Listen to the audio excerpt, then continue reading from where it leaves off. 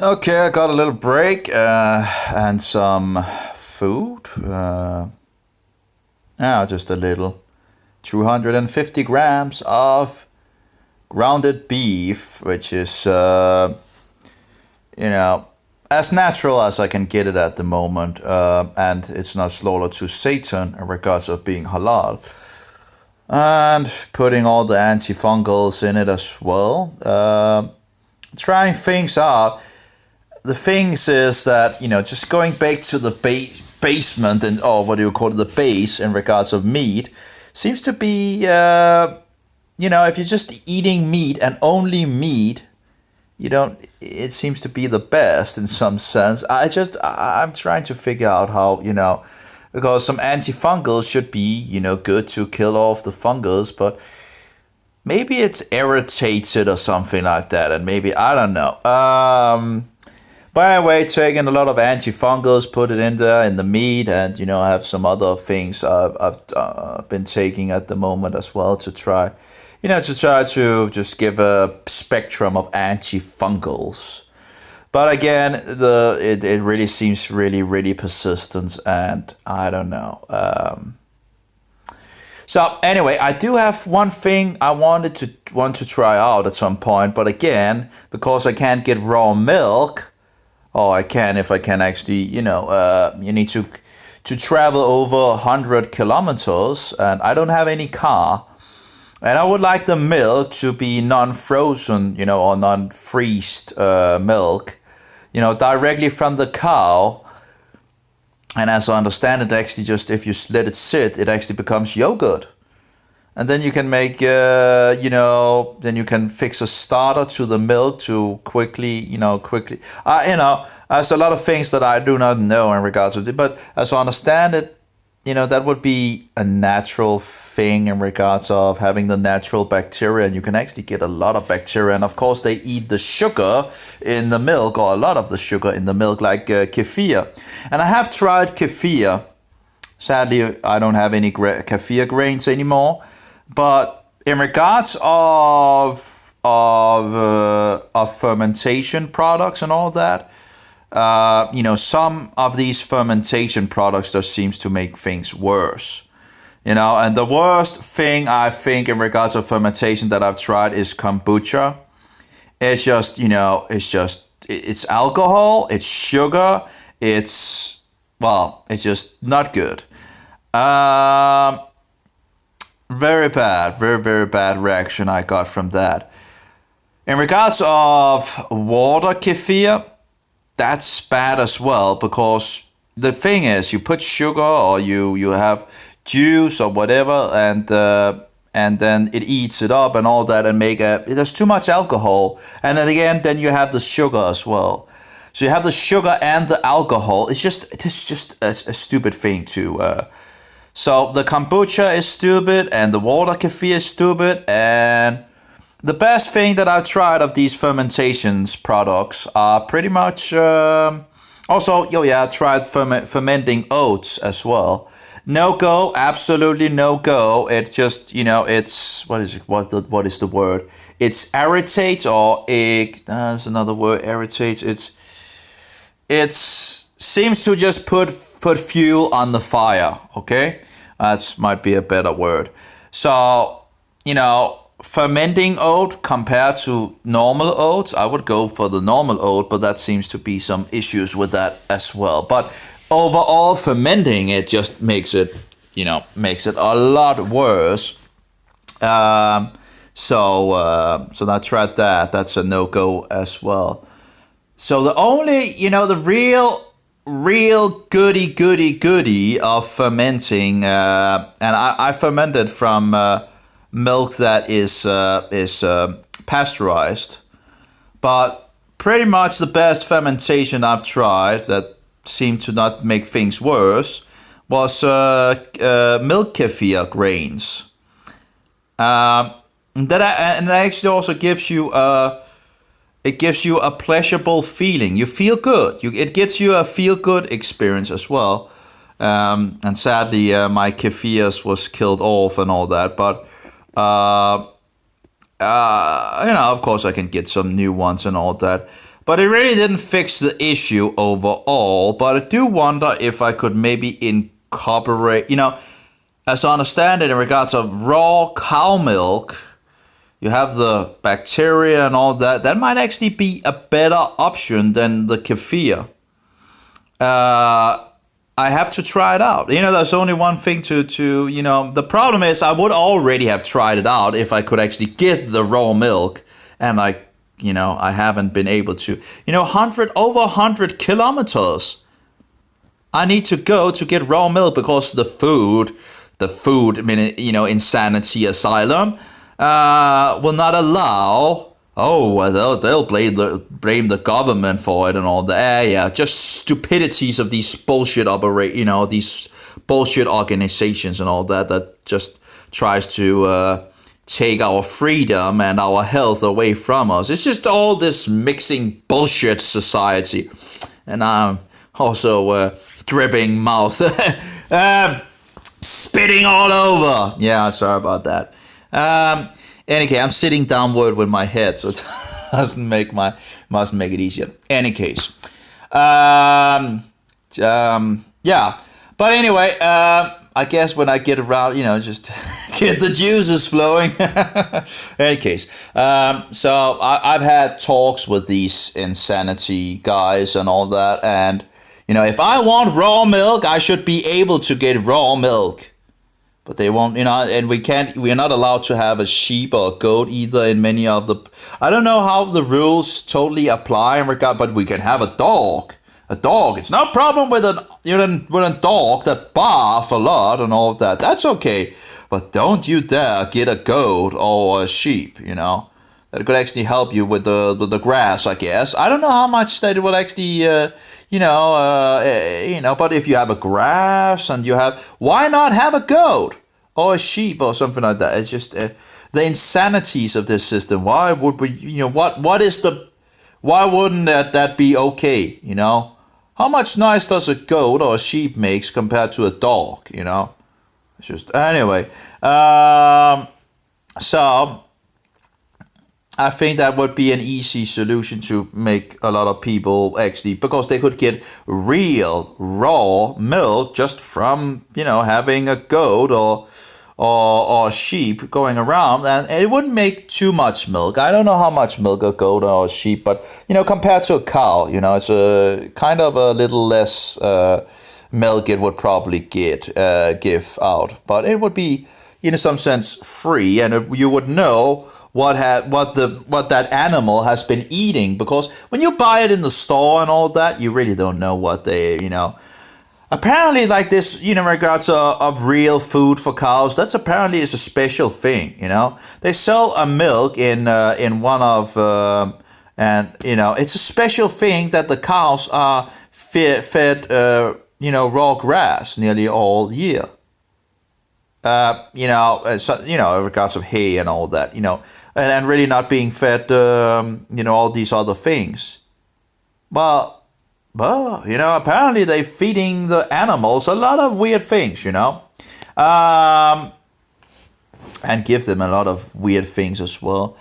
It's just this is insanity. But anyway, I don't, I've looked at a slow cooker as well. I don't know if it's needed for a slow cooker, but I have a milk thing that I read in regards of what they actually do with them, or what they did in the past. And of course, I think in Denmark we also got raw milk every day, but I'm not that old, so but you see the old movies where they have these milk things and they go around with these milk things. I think this was this is no, that's not it. This one, it's pretty much empty and all that. This is like thick milk. That's what it's called in Danish anyway. Translated from.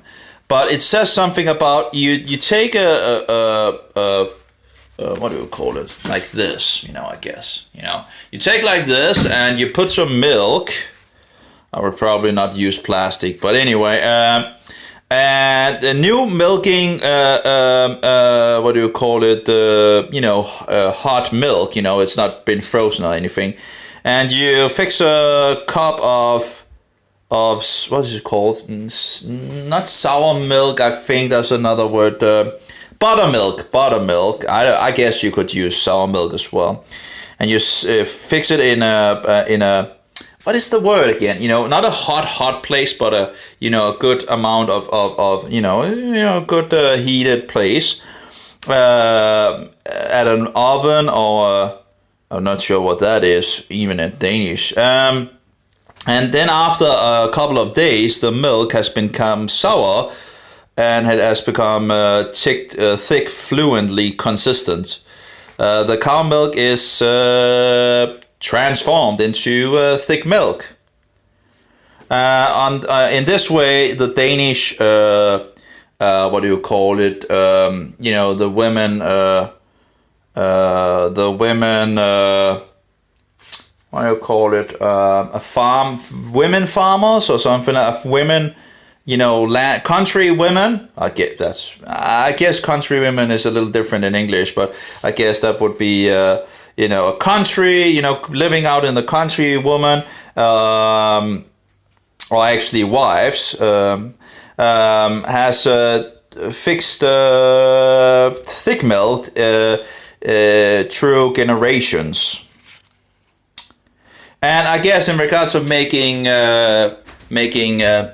what do you call it? Yogurt, as we call it. I'm not sure if yogurt was called yogurt in the past.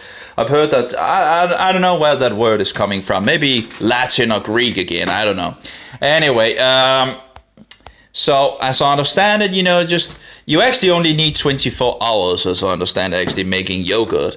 So I saw this guy making it. I would already have probably tried it if I could get it, because when I was into kefir and all that and doing a lot of trying a lot of things in regards to that, if I could have gotten raw milk, I would have tried that. I'm pretty sure I would. And I've been thinking about that. But the problem is, in regards of getting it, and that's why I know you need to go 100 kilometers. I don't know how long that is in miles, but that's pretty much to get raw milk. They're only allowed to sell 70 liters, and actually it needs to be cooled down, which we don't want. We don't want it to be cooled down. We want it directly from the thing. What is it called? The pad. We want it directly from the cow. From its, that's what we want. So the bacteria are still, going and having so it can grow into yogurt. Anyway, I don't know but it says it needs to be frozen or cooled down to 6 degrees at the instant it's coming out from the cow. Well, what if I don't want that? Now, how did they do it in the past? Oh. Anyway, so of course that would be interesting to look. I actually have a movie in Danish that is called the Forbidden Milk. And I would like to see that, but I need to go to a place to actually see it. I'm not sure if I need to pay money. Well, it's not something that I can just get, Apparently I need to go to this special place where they have old videos and, apparently. Anyway, but that could be an interesting movie to see in regards of milk.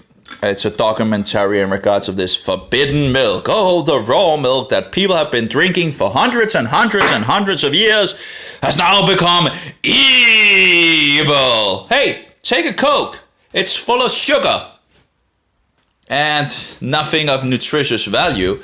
Oh yeah, take a Coke. Take one more. Take one more. Oh, the milk. No, don't take the raw milk. It's dangerous. Oh yeah. This is just a disgusting, insane asylum that I've been, born into. What are you guys doing? What have you been doing? Do you have your head up in the butt or something like that? What are they doing with our good food sources? And all these stupidities of rules and all that. Well, where's the Protestants that stands up for this bullshit? Let's have some protest, right? Of course, this wicked system wants us sick. They're working for the Antichrist of the number 666, and the Protestants knew who the Antichrist was, and they don't want us to focus on that, So let's make the people sick, let them fight against each other and kill off each other, and let's have them, concerned about other things, Not read the Bible and figure out who the Antichrist is, or maybe read some real Protestant history, like piles of books and books of Protestant books. Let's hide them away and never tell them about real history and rewrite things until, we are the good guys, come back to us, we are the real Christians. Wolf in sheep clothing, that's what they are. Wicked wolves of share. No one is warning the people anymore because no one speaks about it, because if you speak about it, you then are a hate speaker, right? A hate speaker, you are full of hatred and blah, blah, blah. The Catholics have so many ways of, deception. Don't fall for it, They will try so many ways to twist things and it's just so evil. It's so evil and disgusting. Anyway, so I'm not really, those Catholics, Roman papists, poopist. I call them poopist. Like the poopacy and all that, How can anyone be part of that wicked system? Calls itself Christian. It's just paganism. And then people look at Christianity and where do they look? Oh, they look in regards of Romanism. And they figure out, this is just paganism on new bottles, And then they say, it's just like the rest, in regards of.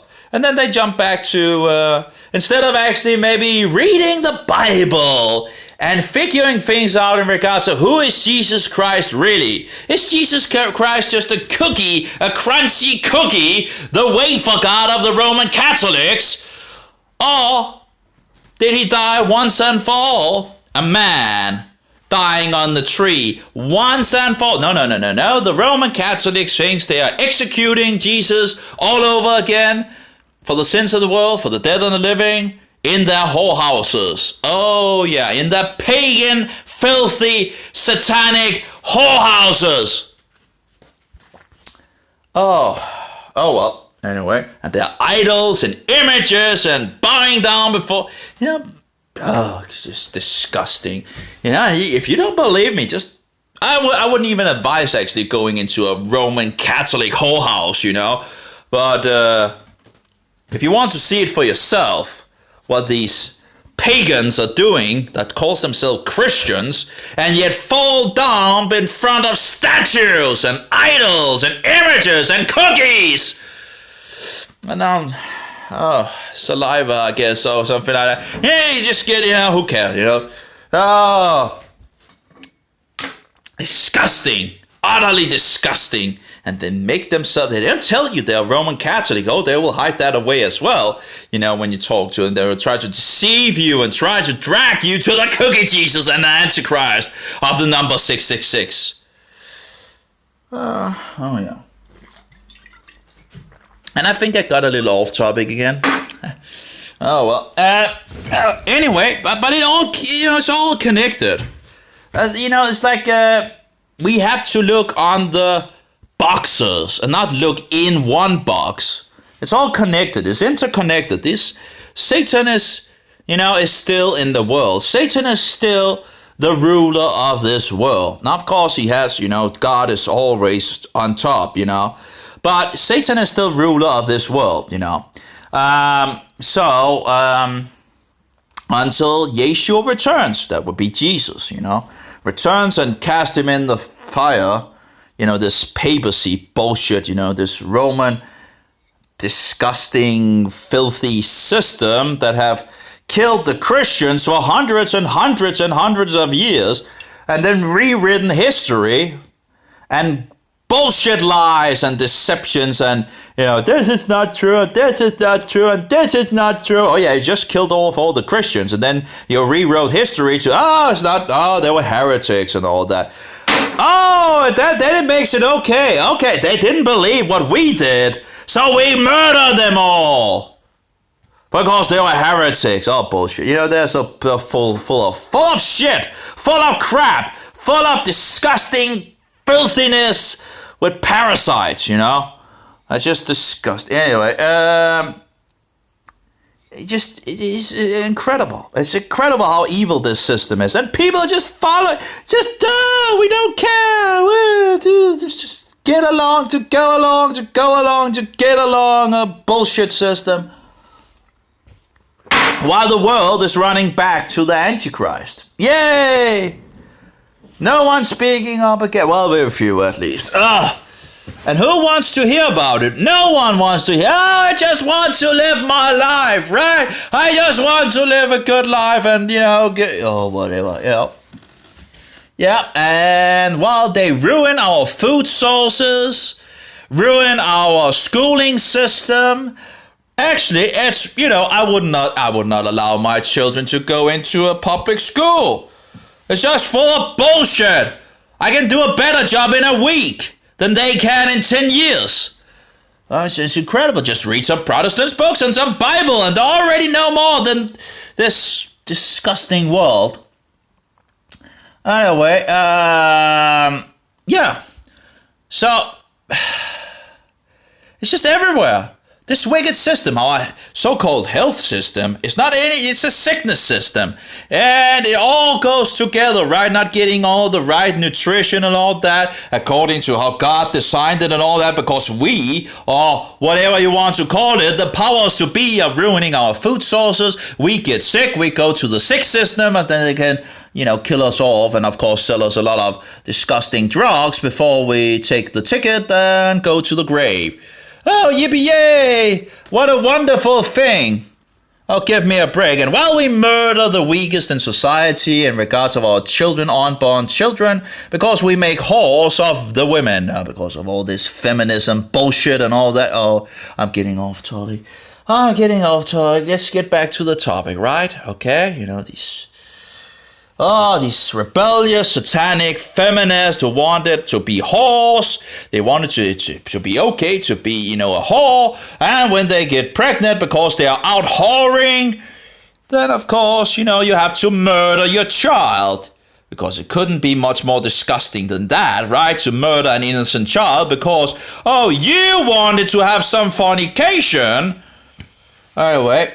And of course, the hatred of men, because men are just so despicable, evil, bad. All this patriarchal system is just utter outrageous. Because it's much better to have a hormonal disturbed woman to lead the family and society than a man. It's just a little more sane. Just incredible. This world is just utter criminal. It's just utter disgusting. And no one speaks up about it, because if you speak up about it, you're just one of these crazy guys, right? Who's the crazy guy? Who is actually the nutter, Maniacs, all of you, pretty much, You have to wake up, right? Wake up and look and think and begin to research and figure out what is actually going on in this wicked world. It's just in front of our noses everywhere. It's just people are blind. We're all blind. We don't see anything.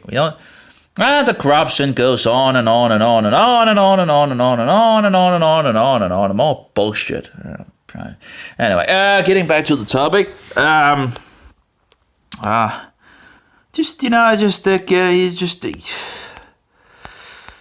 I'm getting so tired of. Who is Jesus, right? You can't even stand on who Jesus Christ is, right? Oh, I think I love this version of Jesus. I think I love that version of Jesus. I think bullshit us, Oh, Jesus was an Egyptian magician from Egypt. Oh, did I say? I might have said that twice, regardless. So anyway, a magician from Egypt. Oh, no. He was a guru from India. Oh, he was a druid from England. No. He was an ascended master, one of many. Oh, no. Jesus is a cookie. Oh, no. Jesus was only a prophet. Oh, Jesus was an enlightened person like, Buddha and Muhammad. Oh, bullshit us, all of you. Bullshit us! That's what I call it. Bullshit! That's bullshit. Utter bullshit. Go back to the Bible, read the Bible, and figure out who Jesus Christ is. unloving and all that. Well, I'm not unloving. I'm telling you the truth. And you better figure out what the truth is. And just be careful of Paul, because Jesus warned us about someone that would come afterwards and sow the bad seeds. That would be the devil. And anyway, he warned us about the Pharisees. And we know Rome is in regards to the last beast and all that from the book of Daniel. And yeah, he gave us a lot of warnings about wolves in sheep clothing. So who is Jesus Christ? Figure out who Jesus Christ is. That's a good way, instead of all this bullshit and pick and choose whatever you want to like and all that. Oh, I like this version. So when people say, oh, I believe in Jesus, yeah, you have to be aware that there's a huge amount of versions out there that people believe. It's just disgusting, dishonesty, deceptive, and utter bullshit, pretty much.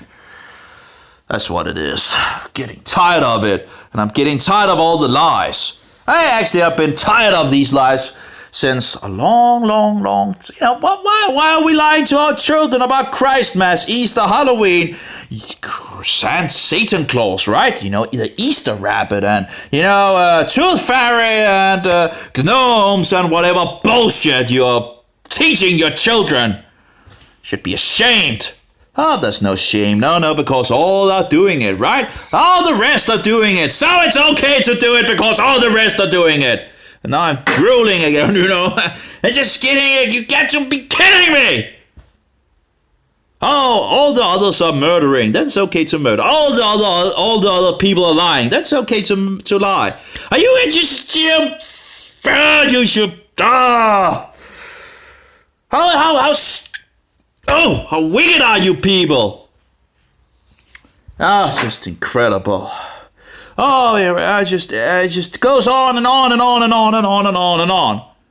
Oh, I don't care about which day is the last day of the week, Oh, you don't care about which day is the last day. Okay. Yeah.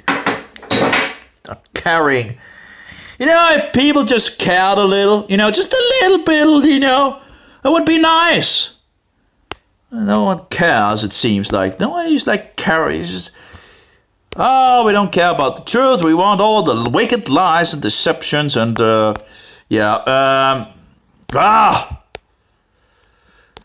of get a little mad about things, Just a little disturbed about things, because we could change things and uphold truth. But apparently people don't care about the truth and run with evolution. Evolution. It's a pagan satanic lie, had nothing to do with the truth. And people think it's science. No, it's not science, it's bullshit. Utter outrageous bullshit. Nothing to do with the truth. And yet, people believe it because they are getting it in from their childhood. It's just utter bullshit. It's just incredible. Millions and billions of years. Bullshit. It's utter bullshit, that's what it is. Pagan bullshit. Oh, but I'm an atheist. Well, you believe in pagan doctrines. No, it's science. No, it's not. It's pagan bullshit. Oh, well, anyway. Oh, far, far away, long, long ago, nothing exploded. 13.8 billion years ago. Bullshit. Bullshit. That's what it is. Bullshit, bullshit, bullshit. You bullshit us. And running with lies and deceptions. You just repeaters, There's a lot of repeaters out there. Just, listening to something and just go along to... Yeah, but my so-called rabbi told me. Oh, this so-called father told me. Oh, Jesus said we shouldn't call anyone rabbi than him, and we shouldn't call anyone father but him who is in the heavens. And yet, what do the world do? Rabbi my this, rabbi my that. Father my this and father my that. Bullshit us, all of you. Running with these lies. Oh yeah, he told me. Oh yeah, that is true. That is true. If someone calls himself father or rabbi, then it must be true, right? Bullshit. It's not.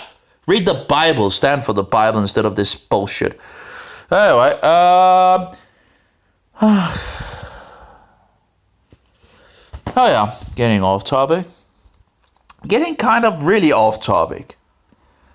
Anyway, let's get back to the bacteria thing, you know. So, the two most important characteristics that identify bacteria microscopically are the external appearance of the bacterium, the gram stain, as well as the type of flagellation. We already read that. We need to go a little further down. Okay, gram positive, no, there we go.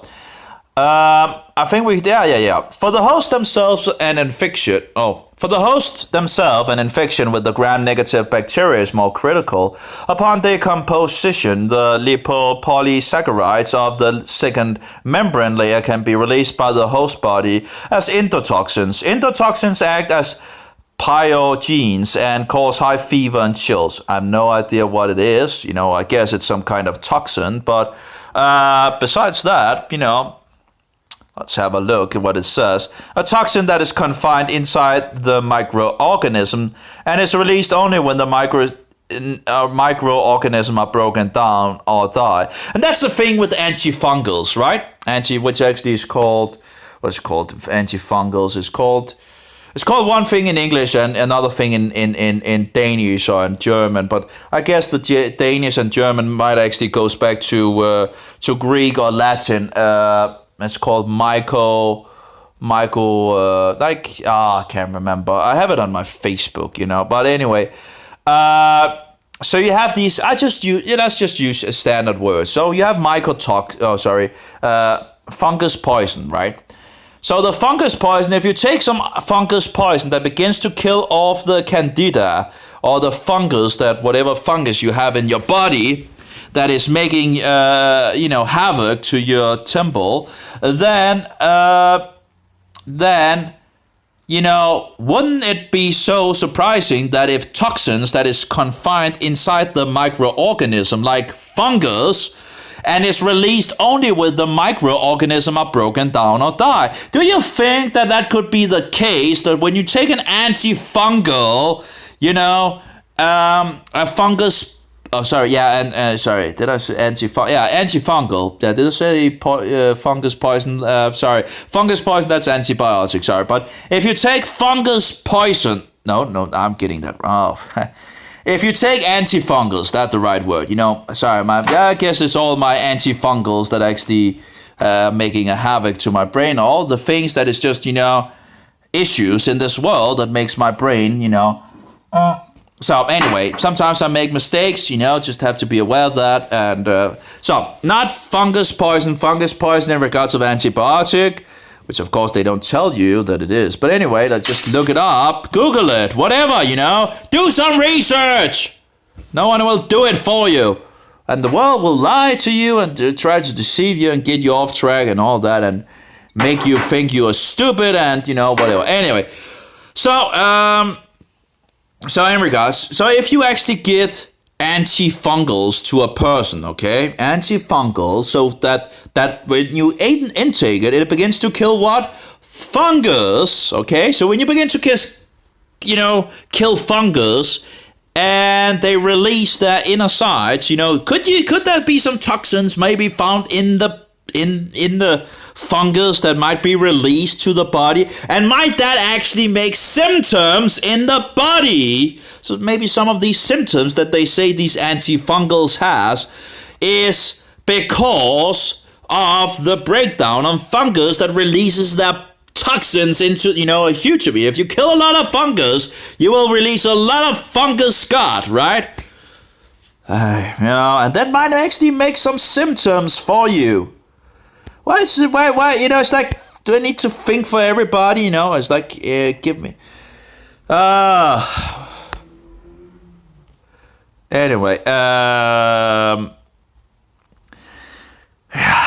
it's like, in regards of this pharmacy, when I was asking, couldn't these, be actually, these symptoms that you could get from this drug, couldn't it actually be because you're killing off fungus and what did they say? No, it couldn't have anything to do with that. And I asked again, why couldn't that have anything to do with? And then the connection was closed, terminated. Oh, now maybe they don't want to talk about the issue of fungus. Well, it seems to be very likely, because it's big business to have people suffer and kill them off. Oh, yeah. Yep. Let's not tell them about... Oh, anyway, so apparently endotoxins are like maybe inside the bacteria as well. Let's try that again.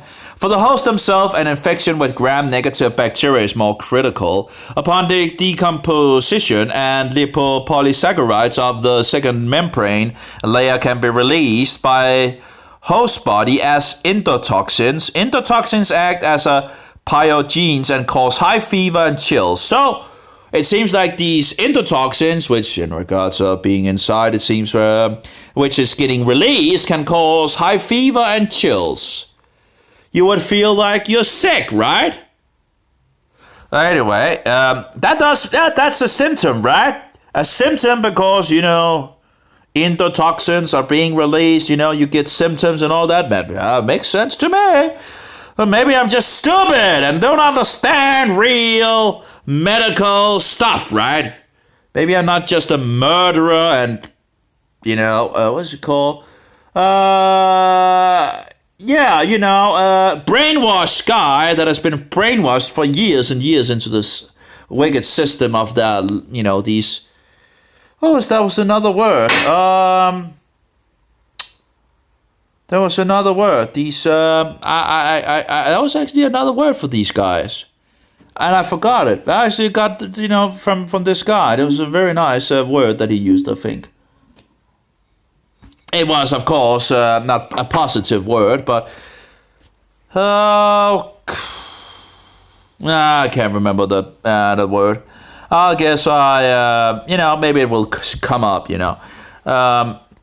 So that's like a half an hour for the swimming pool opener. Oh yeah, but that's of course filled with, what is it called? What is it they're filling this pool of water with, in regards of, that's also said to not be so healthy for us actually. So it's much better if you can to actually go out in the sea and you have the salt water and all that. What was it he actually used of a word in regards of these bullshitters, these white coat bullshitters, mammon hungry people, what was it he called it? I can't remember. Well, anyway, I'll probably fall over it again at some point. Or maybe it just pops up. Sometimes it just pops up, Overview of gram-positive and gram-negative bacteria and diseases. I have no idea what the difference is in regards of gram-positive and negative. I guess it must be in regards of positive and negative. But besides that, I'm not even sure what a gram thing is and all that. But anyway, bacterium, I guess the white coat murderers would know about that because that's the whole, that seems to be that topic, right? So they can get you all these fungus poison to you so they can kill off all the bacteria in the gut that is actually helpful, and then you have fungus running wild, and then they will just say, oh, we don't know anything, we don't hear anything, we don't know anything. Oh, you just get on psychotropic drugs because you have to be a maniac, Oh, well, so anyway, so who's causing, who is one of the causes for getting sick? The doctors, the white coat murderers, the white coat cutters, knife cutters, maybe. My knife cutters. Knife cutter, cutting things out of our body, it's just insane. Overview of gram-positive and gram-negative bacteria and diseases. Bacterium, disease, gram-positive, Bacillus, anthracis, splenic, fever, anthrax. Sirena, bacterium, diphtheria. And I'm not saying that bacteria can't do bad things, because of course they can. But there are also some good bacteria, The gut is filled with good bacteria, Anyway, Clostridium perfringens, gas, gangrene. I guess maybe it's the sicknesses and all that on the right, and then the bacteria on the left. Staphylococcus aureus, nosocomial infections e pichigo. Whoa, big words, right? Have no idea what it is, but anyway. Streptococcus pneumonia, other infections. Okay, here we have a Mycobacterium tuberculosis. That is tuberculosis. And the interesting thing is they put myco in front of bacterium. Well, of course, we know what a bacterium is, the B for bad, as some say, it's just stupid, because bacteria, all those good bacteria that we have in the gut, in the digestive tract and all that, which they call GI tract or whatever, gastro, whatever. One of these big, let's just use English words, right? For the people to, So this system that goes from the mouth to the butthole is pretty much, as I understand it, you're in what was the word? In your system in regards of, what's it called? Digestive system. That's the thing. It begins here, it goes through and out the butthole, okay? So anyway, a magnificent design, besides when you ruin it with the paper and, it's just like, what is it called in English in regards of stone paper or whatever? I don't know what you call it, sandpaper maybe. Yeah, sandpaper. We had this toilet paper in Denmark that was like, sandpaper. I just pretty much ruined my asshole by that, That was pretty crabby, I'll tell you.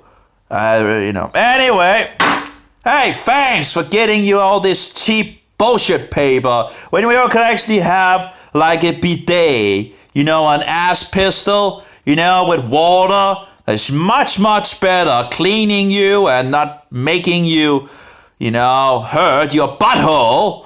Anyway, getting off topic here, but anyway, it's just a bidet. Look at a bidet. It's a water pistol. It's wonderful.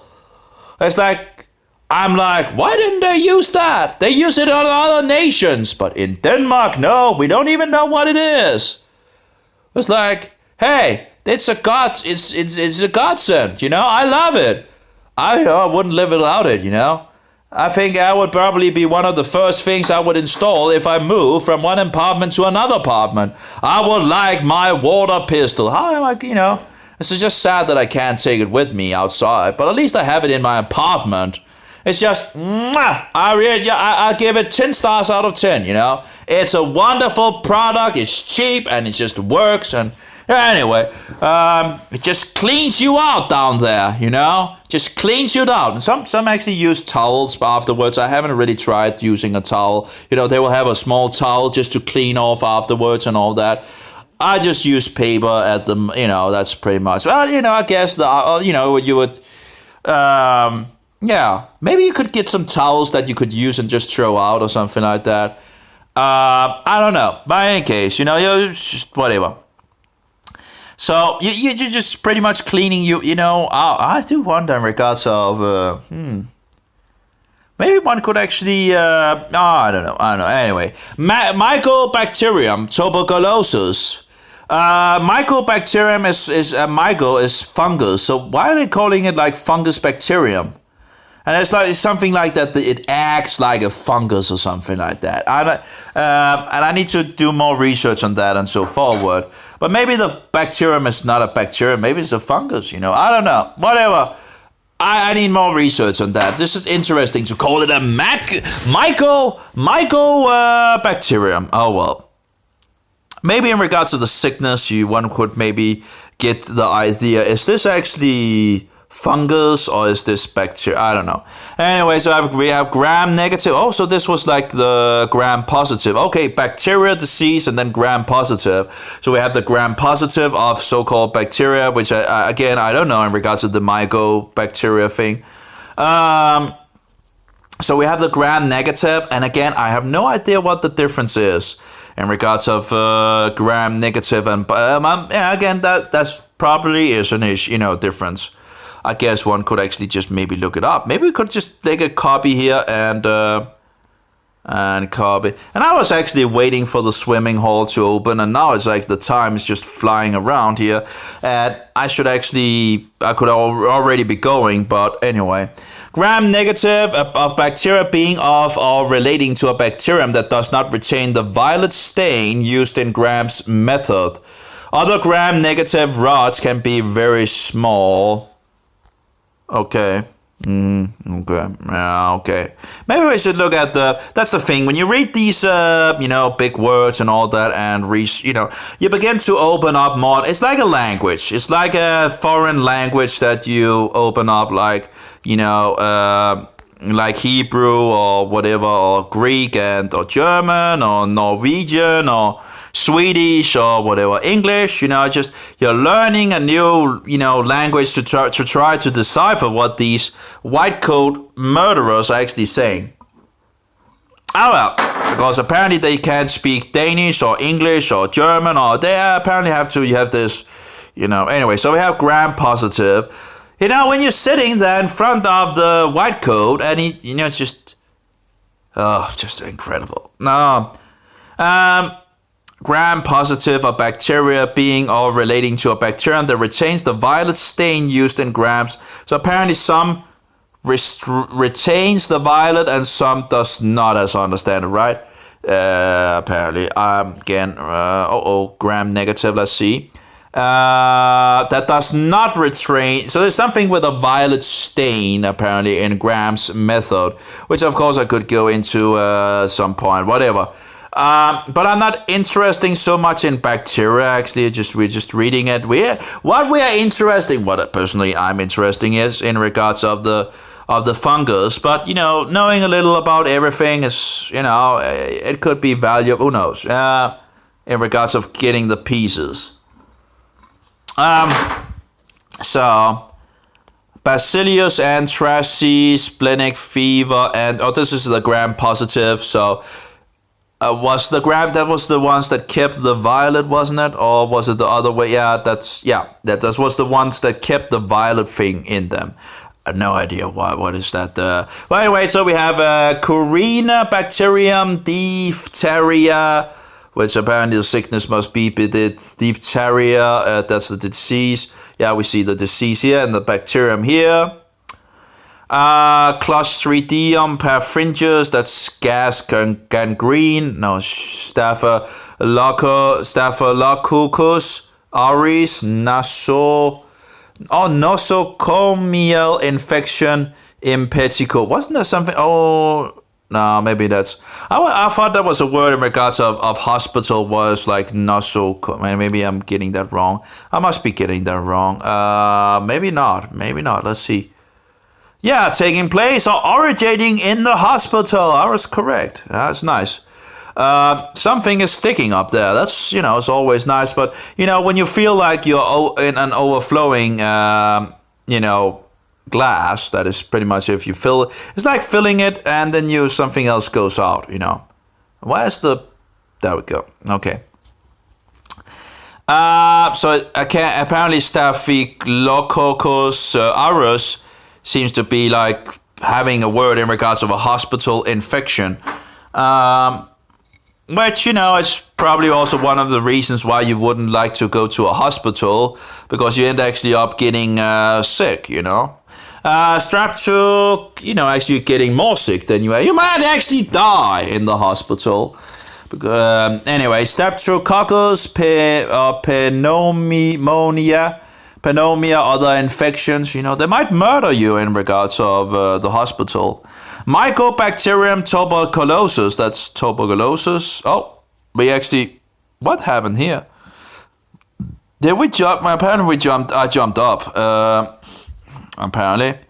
So, gram-negative here, okay. So we have Haemophilus influenza, Tinnitus, bronchitis, magnesium. I thought actually influenza was a virus, but maybe I'm wrong. Yeah, I heard about, I've seen something in regards of that the virus is spreading very quickly and all that, and I think that was in regards of influenza, but apparently no, I don't know. Escherichia coli, urinary tract infection, neonatal meningitis. Then we have chlamydiophilia pneumonia. So that's a pneumonia. Okay. Mycoplasma. That sounds like fungus again. Myco and then plasma. Pneumonia or something like that. Atypical pneumonia.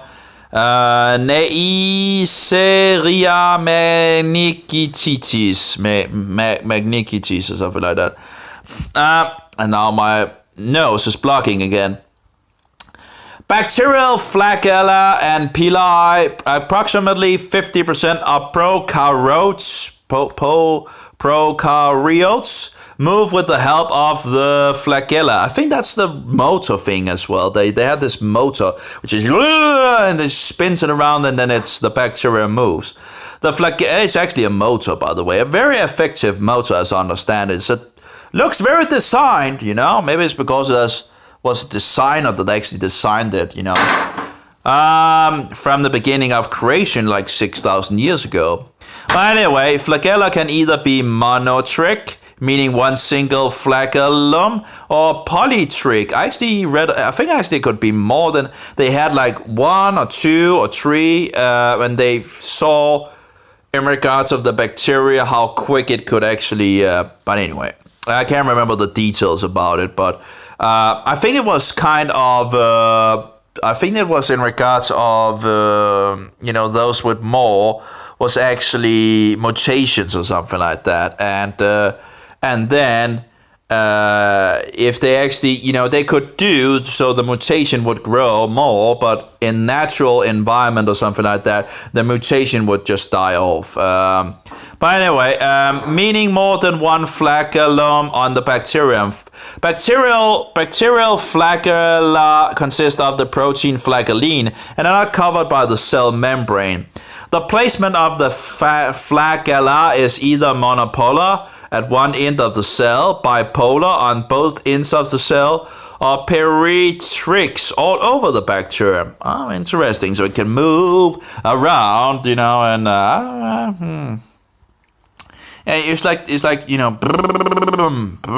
a motor, It has this motor, which they actually have like drawings of this motor, so you can see how it actually is built up, and then it has like it has this wire thing, whatever you want to call it, and then it goes. I do wonder, maybe it could be interesting to actually would that actually be more effective than what we are using on the boats? If you had like and it would swing and all that, would that actually be more effective in regards of, I don't know. Probably would be a little problem because the tail would be, going behind the ship. There would probably be some problems there, but I wonder if that actually would be more effective. Who knows? Anyway, sometimes the proteins of the flagella are species-specific and thus work as antigens, which can be identified in serology, as to say in Salmonella or E. coli.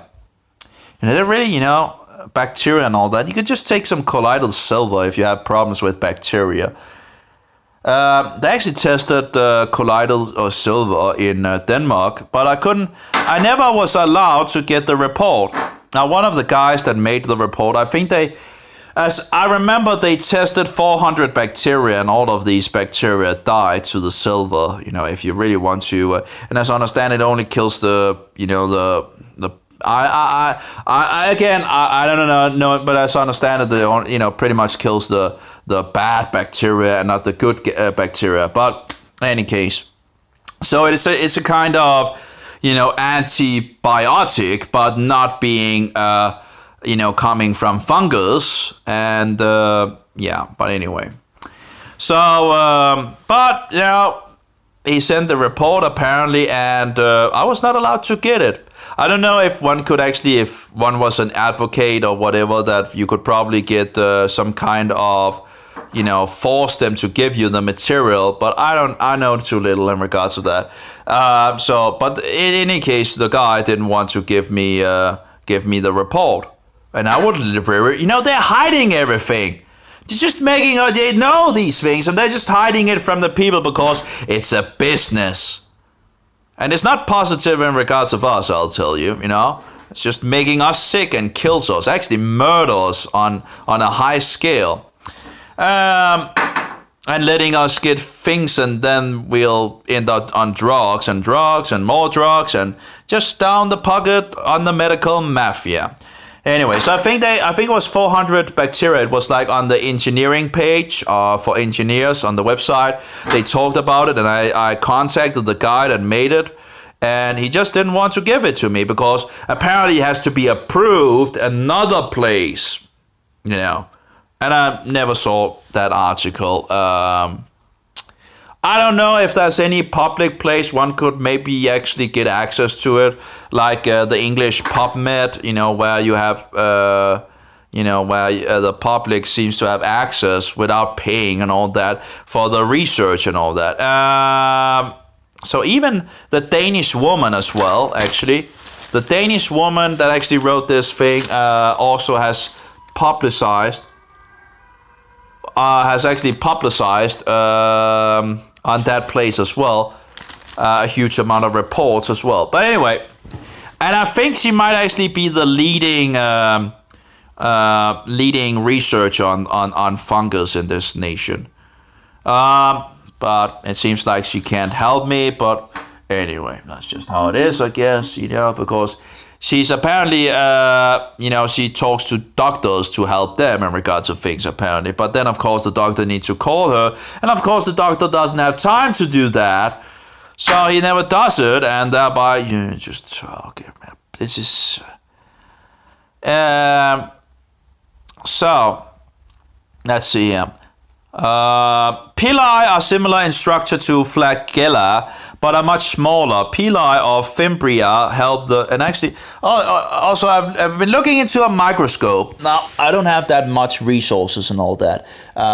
It's red letters pretty much, I think. I haven't checked it for, you understand that health is more important than money, right? But of course, money can actually get you some of the things to try out and all that.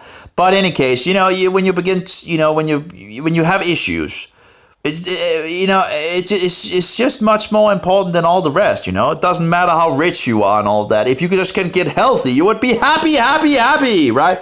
Anyway, so I actually looked at a microscope here that was only 1,000 kroners here. It's one of them is the National Geographic microscope, 40 times, 1,280 times.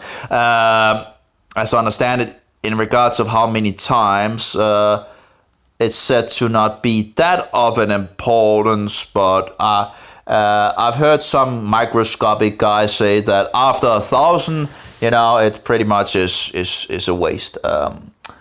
It's much more.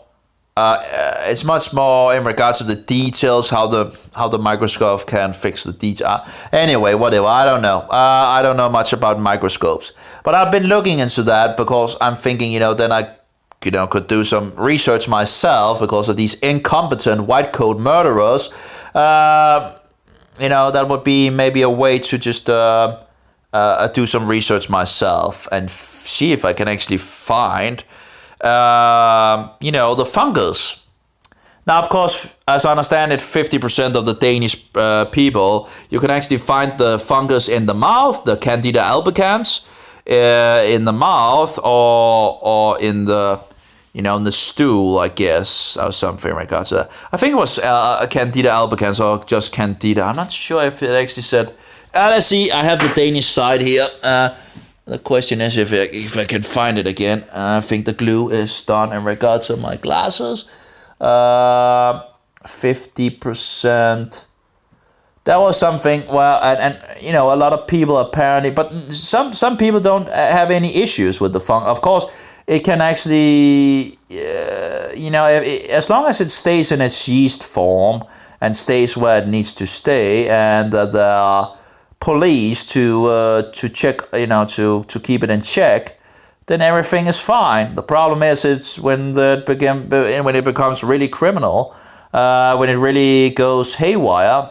And oh yeah, here we go. Candida. I think they say Candida. I would just Candida, but I think they say Candida can be shown in around 50% of the normal population in the mouth, and 20% of the women in the vagina. So they don't say what kind of Candida it is. So I do wonder, can you actually live without Candida? This yeast which can change to a fungus, or whatever, change into the fungus form and all that. I do wonder. Yeah.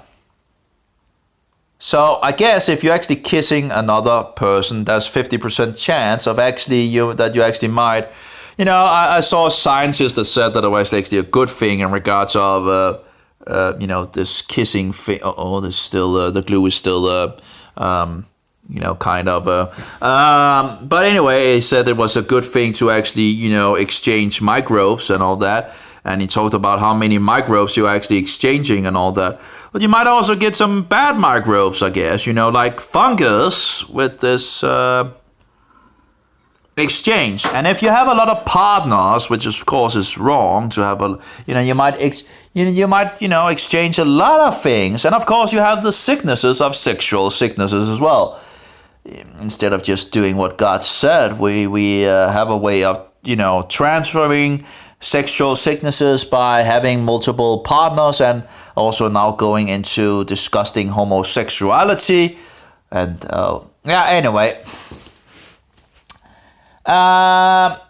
so it doesn't really say which kind of Candida it is, but usually Candida albicans is the primary Candida that seems to be the issue in the world. So, and then of course we have the 3 others that is also above 10% of an issue. Of course, the Danish report, but I'm not sure it's in directly, but there you could see the Candida was in the top, and you only had a second one that is actually was over 10%. But I've seen other reports, you have these four that seems to have been making issues for people. But Candida albicans is absolutely the first and foremost issue of Candida. So maybe if I'm taking a lot of antifungals and all that, and so I don't know how big a chance I would actually be able to find fungus in my mouth. I might still have the white thing up on my mouth here, but beforehand I had like white things in here and up here, and I don't know I think this white thing that I had up on my teeth was something else, but the antifungals and my diet has absolutely helped on those things. I think I still might be white up here, but I think it has pretty much stopped this and that. But I think that the antifungals might be keeping I don't know, whatever the case. I remember in the past when many years ago, and it was pretty obvious, this white thing and all that. And I was asking I was naive and all that, and I was asking the dentist about it, and she was like, I don't know, I don't see it. It's like, okay, I was like, anyway, I've seen dentists on the internet that actually do understand, and they also have microscopes where they can see the path, the harmful things and all that going in your mouth and all that. And they have ways of actually keeping you clean in regards of the mouth, in regards of these pathogens, as I guess we call it in a big language, right? These harmful organisms that apparently can travel other places in the body. So one of the anyway. Apparently, it seems like it can be killed off with salt and another, what is it called? Salt and another liquid together, and you just and then you spit it out. And I saw under a microscope where they were killing off microbes with salt water. I think it was just salt water, and killing off bacteria just by using some salt water. That's interesting. But of course, if I had a microscope myself, I could check these things. Instead of relying on bullshit, seems to be a lot of bullshit out there, and I wonder who might actually, want all that bullshit out on the market. Well, maybe the medical mafia, so it keeps people away from finding good health. Just sick system. Anyway, pili are similar in structures to Flagella, but are much smaller. Pili or fimbria help the bacterium better adhere to surfaces and other bacteria. This adherence of the bacterium to a potential host is made possible by the fimbria. Therefore, they represent a virulence factor. Virulence is one of these big words again for being a danger. Extreme harmfulness as the capacity of the microorganism to cause disease. Virulence. We need to. Virulence. Yeah, you couldn't just say extreme harmfulness and all that. No, you need to see virulence, which is probably, again, one of these Latin or Greek bullshit words, Extreme hostility, the virulence of the malicious old man, whatever. Anyway, let's get back to it. So they represent the virulence factor. The purpose of flagella is movement. Pili adhere to surfaces. Bacteria metabolism. Almost all bacteria need organic substances in order to survive. They therefore belong to the heterotrophic organisms. They made all these categories and all that. And apparently, there's this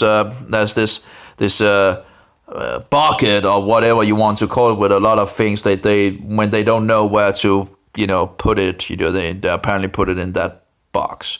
Or that bucket, whatever you want to call it. Anyway, bacteria are further classified according to the relationship to oxygen. And by the way, in regards to fungus can live without oxygen, and it can also live in things where there's oxygen as well. You can, whereas there's anyway, any case, you can see fungus grow on different places on your body and all that, and that's it's around us, right? And apparently it seems that doesn't have much of an issue of that. I don't know in regards of all the species of fungus or whatever, the kinds, whatever word you want to use and all that.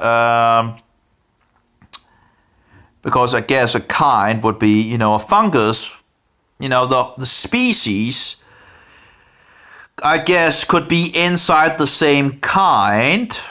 I guess that might be the best, because a kind of animal is like a dog, Dogs are, you have a kind of, that's, according to the kinds, right? So you have dogs, you have cows, but you have different species of inside that. I think that might be one of the best ways to explain it, You have a lot of different dogs, which are the same kind, but they are different species. I think that might be the best. According to the Bible, a kind, according to the cows, according to the dogs, according to, after their kind, I think that might be, anyway. So obligate aerobe, let's see, I remember, there's aerobe and there's anaerobe. Yeah, actually, aerobe and anaerobe, and I can't remember the difference, but, that's in regards of oxygen and non-oxygen. But let's see, oxygen is needed in order to maintain the metabolism. Okay, so obligate aerobe needs oxygen. Okay, so anaerobe is I guess an or something like that must be meaning no or something like that in Latin or Greek or whatever. There are no, obligate anaerobe. There are no respiratory enzymes present. Energy is generated via anaerobic glycolysis. Oxygen has a toxic effect. Okay. Oxygen, microaerophilic or maybe microaerophilic. maybe, I don't know. Oxygen is needed to grow, for growth, however, if the level is too high, growth will stop. Okay, let's try. That might be interesting because there might actually have been more oxygen in the atmosphere in the past. Oh, that doesn't have the word. Facultative anaerobe growth is possible with or without oxygen. Okay, so that's a lot of bacteria actually. We're nearly halfway down and we haven't actually gotten into fungus yet. And now the swim hole is open. So I could actually go swimming, which would be pretty. I have back problems, back problems in regards of issues with my back as well. So I'm trying to get some things going again in regards of. Any case, I actually had sorted that pretty much out at some point when I did a lot of exercise in the past, but then of course I hit into a wall as well. That was a bad thing, I smashed my back into a wall with a good amount of force, and how could I do that? Well, the thing is, I'm not sure how. Yeah, I had this what's it called? Tree? No, not tree, but it's like for the neighbor and all that, and it's beginning to turn into him. So I was trying to correct the bush, I think it's called, I guess, a bush thing, on in the right direction. There's so that was this leather thing that the neighbor actually has fixed and all that. And I pulled in regards of the leather to and the leather broke as I used a good amount of force, and behind me was a wall, and just totally banged into that wall and lost my just lost all my hair. And hurt my back, so it's bad. Anyway, just everything goes downhill, Apparently, bacterial, and of course the society is not helping at all in regards of, having, destroying our good food sources and having this sick system that you go to when you're actually having issues and they can't help you or anything like that.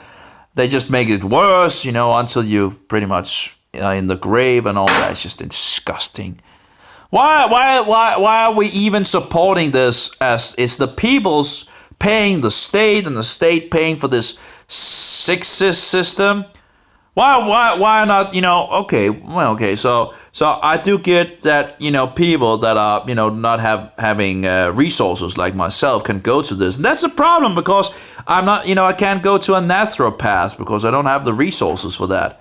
So I just think it would be fair to actually just make it if you just actually made it fair for the naturopath and all that, I think the other sick system would just crumble and die off. When people can actually go to someone that actually can tell them about health and diet and all that, and keep healthy and stay away from all the bad foods, if the people could actually get that instead of, it's just anyway. And actually would take you seriously instead of just putting you on psychotropic drugs or wanting to, actually they put me on psychotropic drugs in the past. Hey, my issues is below the belt, not up here. It's below the belt, okay? Oh, you just need to have some happy pills. Oh yeah, I guess that will work on my issues on below the belt. Oh yeah, that just totally make absolutely nonsense. That makes no sense at all. But they, casting happy pills to the right and the left because that was what they did at that point. And the government telling me, oh, you have to do as your doctor. I was naive and I was stupid and I knew I knew it wouldn't work.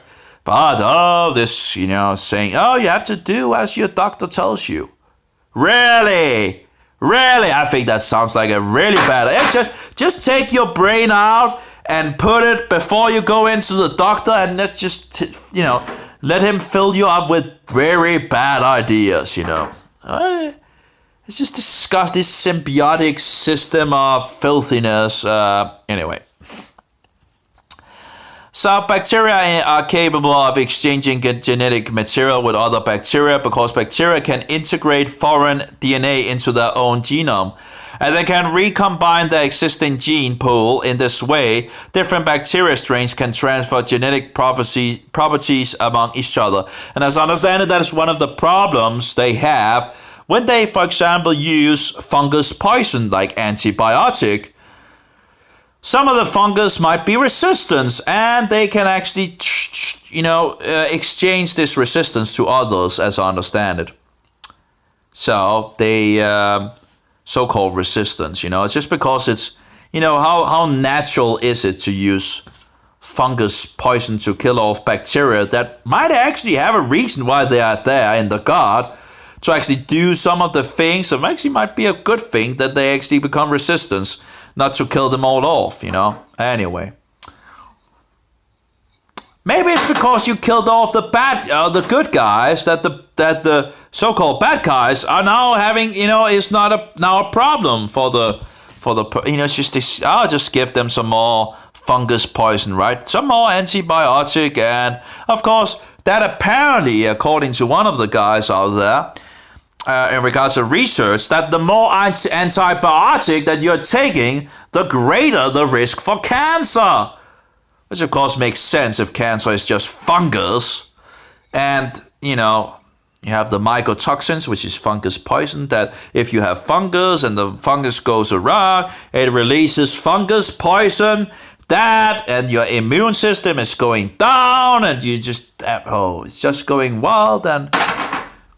But hey, we have radiation, right? And, and we have a chemotherapy. And we have the knife as well.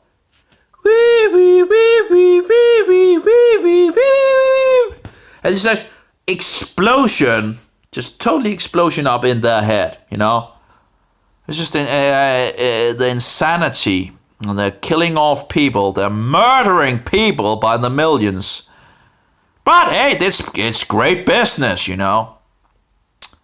See how all these people are collecting money and more money and more money and more money because the cure is just around the corner. Since forever. Yeah, since forever. Yeah, maybe not forever, but a long, long, long, long time. The cure is just around the corner. We just, collect some more money to us, because the cure is just around the corner. The depravity or the filthiness of this wicked system is just, there's no end to this diabolical system. It's just,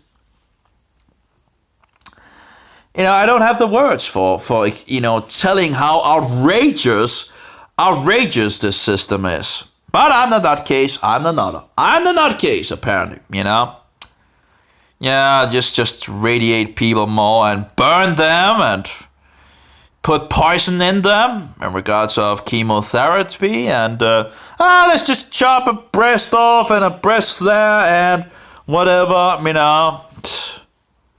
Just insane. Absolutely insane. The three mechanisms of gene transfer are conjugation, parasexual transfer through contact with F. pili. A lot of these words again, transduction, gene transfer through bacteriophages, viruses that infect bacteria. So, okay. So here we have, that's a phages. That was the word, phages. They have this word for viruses in regards of phages. And phages apparently annihilates bacteria or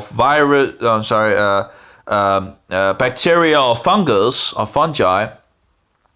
And I saw a place where the scientist was talking about Candida albicans, I think, in regards of a phages that would destroy Candida albicans and all that. So I don't know, because I've seen other countries where they use these viruses to cure people or help people and all that. I'm not sure if they inject them directly into the body or if you can actually just eat them, and because I don't like needles. What, that doesn't seem logical to me. Let's stick a needle into a person and inject him with all kind of weird substances. No thanks. Hey, before you actually, before you inject me with this thing, this vaccine, could you give me like some documentation what is actually in it? Oh no, he won't give you that, right? Because, but it's free. It's free. You need your vaccine. Oh yeah. You just totally die if you don't get your vaccine. Was just the most disgusting things in these vaccines. Anyway, hey, so before you just, before you give me, before I accept your offer on this free vaccine, just give me the documentation, what is actually in the vaccine, and then I'll make up my mind. I'll use my brain, that God has given me, and I'll make up my own mind if this is actually a good idea. Oh, yeah. It's disgusting system, I've seen all the damages that these vaccines do to different people. It's just disgusting to see how people's life are ruined after they get a vaccine or multiple vaccines, and see how people laying on the floor shaking, or how you just, I can't even. It's just so incredible evil. Seeing these babies and how they just turn off after, and how, you see mothers and the child is dying, died after getting vaccines and more of this filthy vaccines. And you really want to force on the people to take, you just disgust me. You utterly disgust me. You want to force the parents to give that child, the healthy child, a lot of disgusting vaccinations. You want to, what's it called? A vaccinated child is contaminated child. Just incredible how much bullshit you're putting directly into the child, and of course people as well and all that. Of course you could give them some more fungus poison, right? Just incredible, No wonder they are hiding between all these words, these fine words, Oh, so the people don't actually know that they're getting bullshit from these people. Oh, and sure.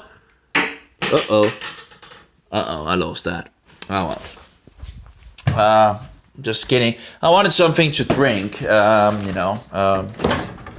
we go. Some water. Some cold water. Yeah. At least a lot better than that bullshit sugar drink that, and all that. Yeah, it's just incredible. Yeah, just standard water. Well, of course, you never know what they put into the water supply, of course. But anyway. I really wonder, because there's a lot of calcium in this water. And of course, that makes a lot of havoc on a lot of things. I do wonder why they don't take the water, this calcium out of the water before they send it out. Because, someone is going to, fix it anyway. There's going resources out, yeah.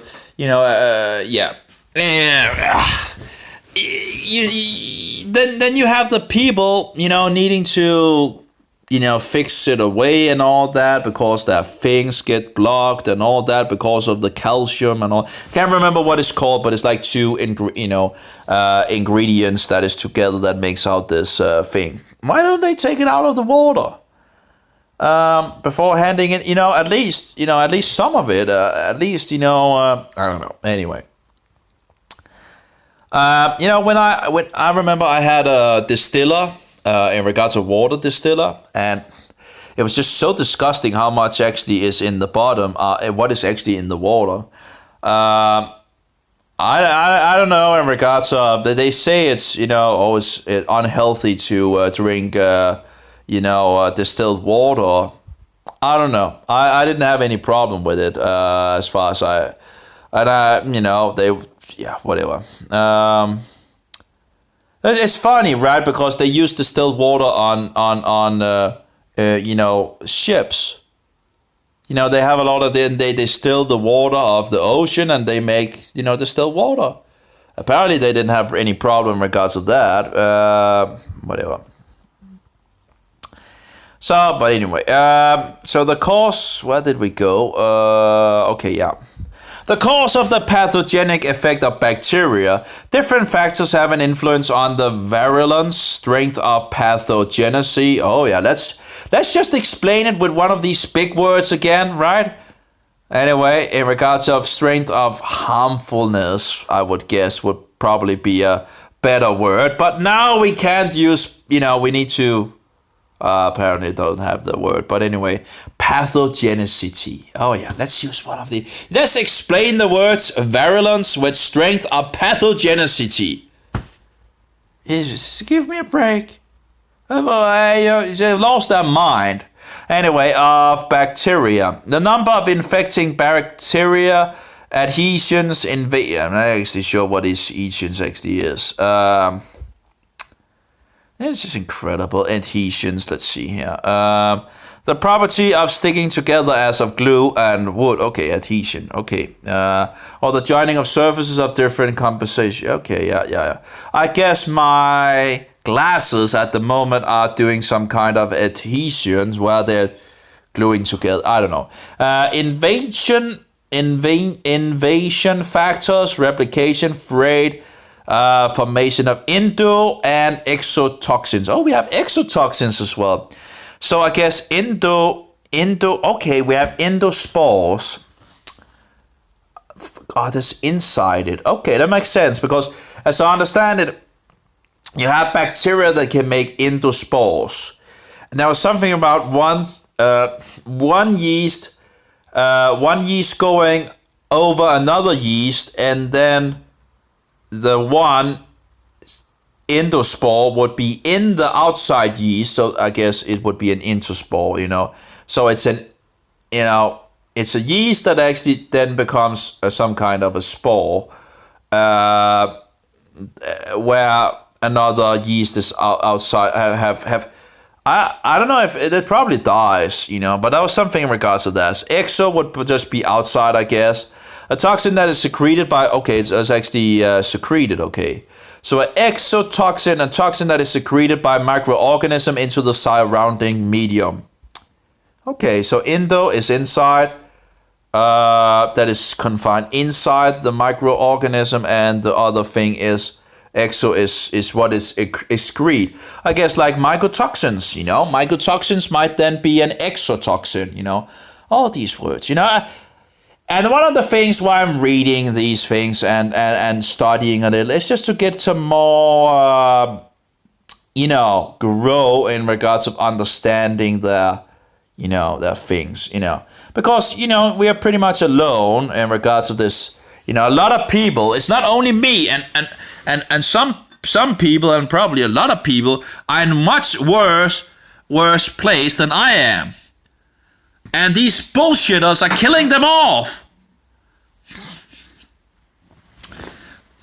Because they don't look at the cause. They look at the symptom. And they have these wicked tools or remedies to fix it, fix things, which just kills people off, all these cancer things and all that. It's incredible. So anyway, endotoxins are created during the breakdown of parts of the bacterial cell wall. See above. When bacteria die through cytokinase or something like that, endotoxins activate the complement cascade as well as the coagulation cascade in the host. resulting in septic shock. There's a lot of big words here. Non-disease specific symptoms caused by endotoxins include fever, pain, shock, fatigue, and discomfort.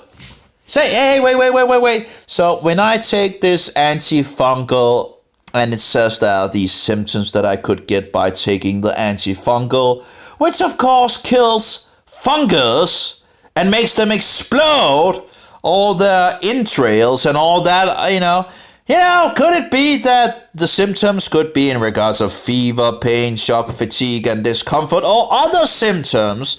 Could it possibly be that some of these symptoms are from the die-off of these fungus? Oh, give me a break. People, the sanity that, you go to the white coat murderers and the sanity just flies out the window. It's just lost. Hi. Anyway, so endotoxins include fever, pain, shock, fatigue, and discomfort. Again, there's probably more issues that these endotoxins can do. So exotoxin, some bacteria can produce toxins on their own and also secrete them. If they target a host, they can result in very severe disease-specific symptoms. Examples include cholera, botulinum, diphtheria, and tetanus toxins. And by the way, if you ever get a problem in regards of a big bacteria-related sickness, I would try the Colloidal Silver. You just, you take 99.9% silver. You take some electricity from a 9-volt battery. One with the zero and one with the plus. You put it into a distilled water bottle, for example. You put one in this and other and that, and you let it stand for an hour or something like that. Actually, I use 3 9-volt batteries, but you can use just 1-volt battery as well. That should work as well. Anyway, so just fix it up with these 99.9% of, you might actually, I don't know if if I didn't have anything else, a silver coin might actually be 2 silver coins actually. Might actually do the job, and then you get, what is it called? Silver, what is it called? Silver. I can't even remember. Hey, sometimes the words just gets out of my head. Sorry. I just used the word. What was it? Silver. Colloidal silver. So what happens is that the silver would be in suspension in the water, and as you can see, I'm not blue, and I've been drinking a lot of colloidal silver in the past. I tried different things, and colloidal silver was one of them. Now, of course, that is in regards of bacteria. I didn't know what, I had an idea that it might be candida, but then you always, it cannot be, there's like the whole system, nothing to do with, and then you actually find out that the medical, mafia actually has a huge amount on Candida albicans, like 40,000 articles nearly. But you will be told, no, Candida is not a problem. Not a problem. That's why you have 40,000 articles nearly on PubMed. Because Candida is not an issue.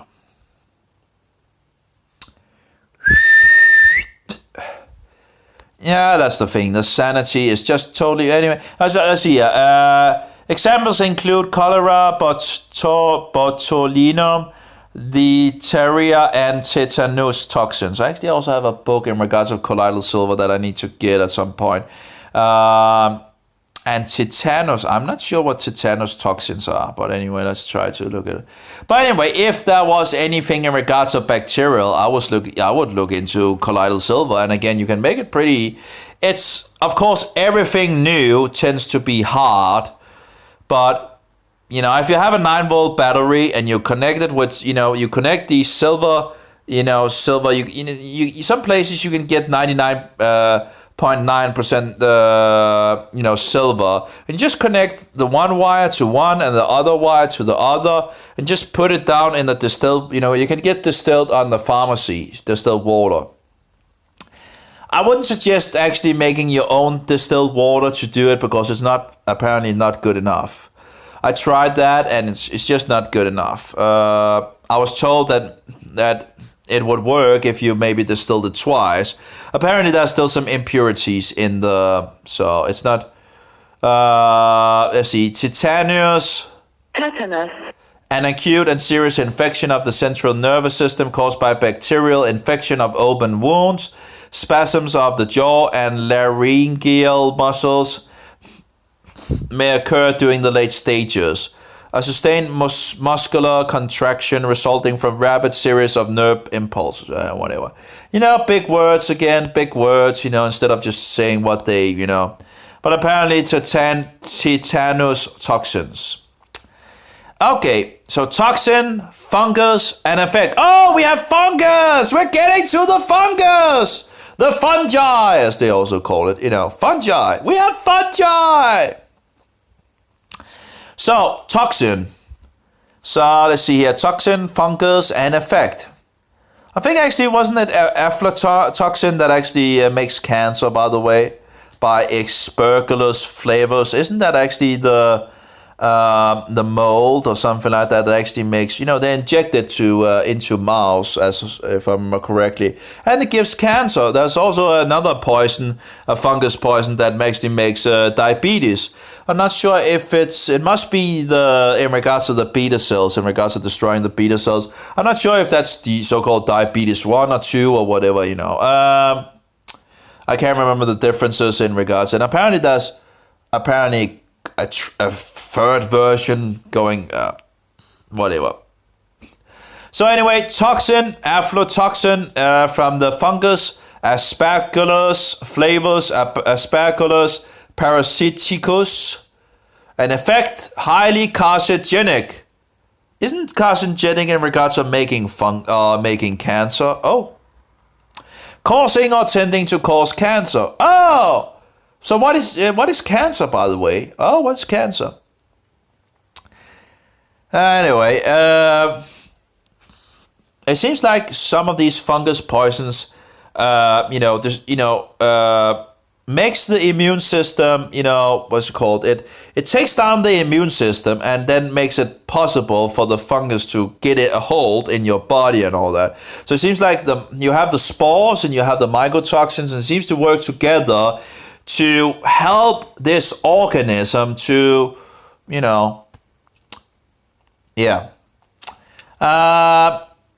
also know in regards to mycotoxins, that's just on the Danish state side, for example, just to take one example. And they write it directly that, exposure to mycotoxins, which is fungus poison, over time can give you cancer. But now we are not going to talk about fungus in regards of cancer, are we? Because cancer couldn't be fungus, could it?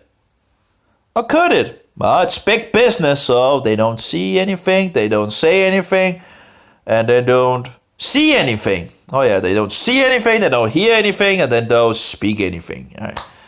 Yeah. Demonic principles.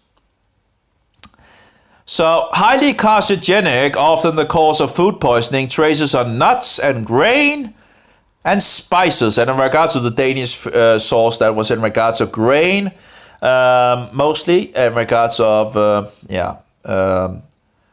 was on the Danish state food source thing, You just have to, a little here and a little there, and you can collect the puzzle pieces, Amanitin, death mushroom, okay.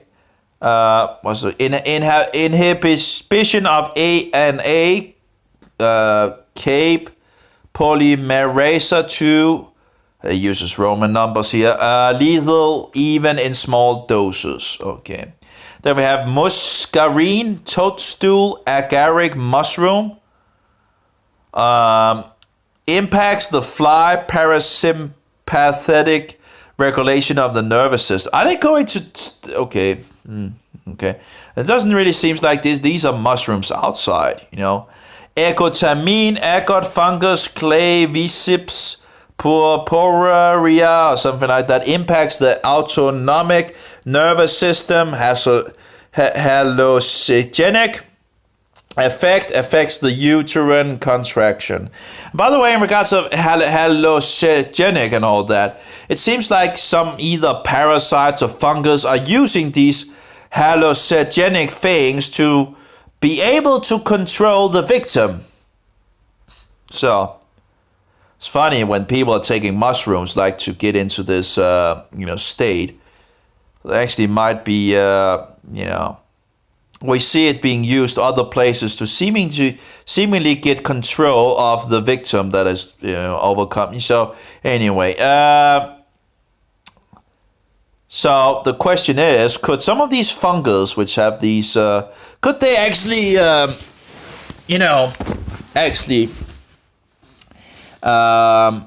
change our mindset? I don't know. When you see these victims of fungus or parasites, how they can change the behavior of the victim, insect or animal, or it's interesting. It's very horrifying, but it's interesting. Immunosuppressive cyclosporin 8. It's the fungus Cylindrocarbon polypolcladium. Immunosuppressive effect, clinical use after organ transplant. And we have a fungus. It wasn't actually that much on. I guess they're going into in regards of the. I guess they're seemingly having a lot of focus on bacteria and maybe less on fungus. And then of course they will just tell you, the wonderful thing in regards of antifungus. But let's see in regards.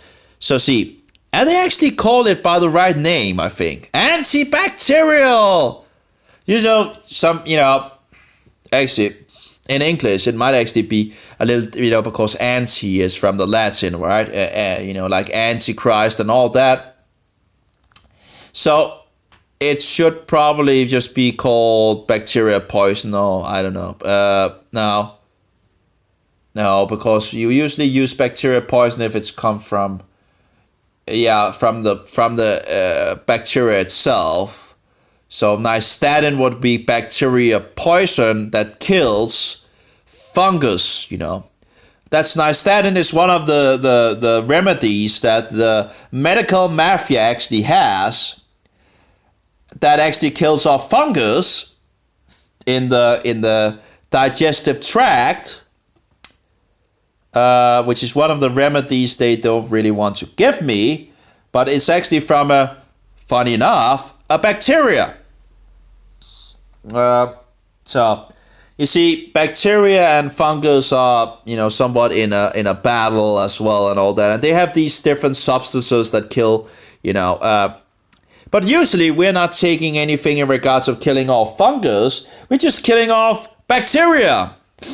I need to release my nose here. Just have a release. I'll be right back.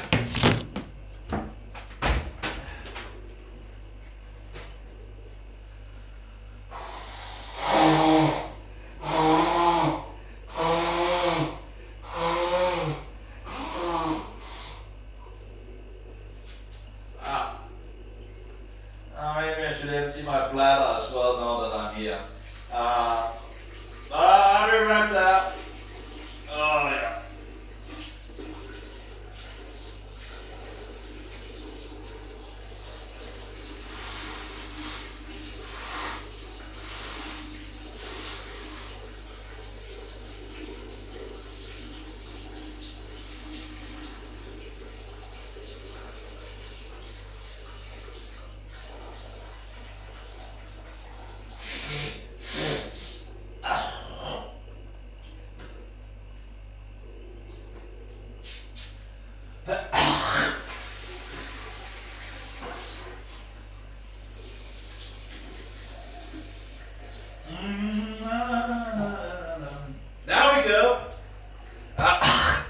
Not sure how much, but a little, at least. And a little less weighty in regards of the fluid exchange, I guess. Let's see. But I really should get going because the clock is. But I'll go a little longer. But and then I should get to the. They close 21:30, and I need an hour. An hour would be good to swim. Yeah, but it's itchy on my arms, and it's just it's incredible after this explosion that I had. And I should have known better, but they're just, they're braining you. Oh, it's just up in your head and all that. And what does stupid me do? Go down to the bakery and buy, bread. And twice I buy something sugary as well. So not only the bread I'm also getting direct sugar, and it just exploded totally on me. I was just feeding the fungus, because that's, if you have a fungus that loves sugar, well, if you feed it, well, this monster will, of course, do what it does, explode, and further give you issues. But it's just all in your head, right? It's just incredible. And these murderers, that just don't want you to give any antifungals. I have one bottle of Nystatin. I haven't really, I was the one doctor. I was just, he gave in. I think it seems he gave in, but he didn't really give in. I don't even think he read the 2 pages I gave, which he said he read. But I don't think he read them, because if he had read them, he would have known that there was only not Nystatin. Nystatin only works local. Nystatin works from here to getting out your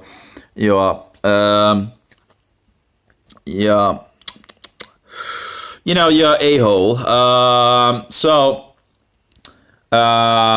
that's where Nystatin works. Nystatin doesn't work in the body. And if you have a fungal infection in your body, Nystatin will only, it will take the gut. I'm not sure if you actually fix the gut, and I'm still kind of uncertain in regards of what, if there can be any damage taking these antifungals, because,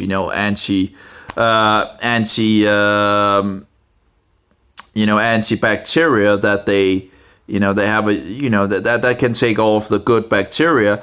I don't know if we can actually can we live with, the fungus have things it does as well. So can it actually do harm in regards to taking these antifungals?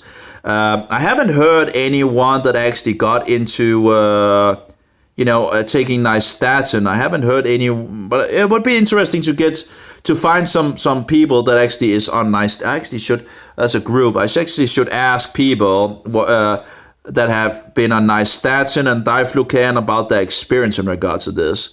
Diflucan is systemic. And that means diflucan works in the body. It works in the eyes, it works in the spinal fluid, it works pretty much everywhere in the body. So the thing is, when women, because it's usually visible on women, when they take antibiotic, because their doctor is so stupid to prescribe them antibiotic, which is fungus poison, well, they tend to have a higher risk, and higher risk is a good word, of getting fungus issues in their, private parts. And what does the doctor do? Well, you can get diflucan. A 1-pill cure diflucan, as they call it.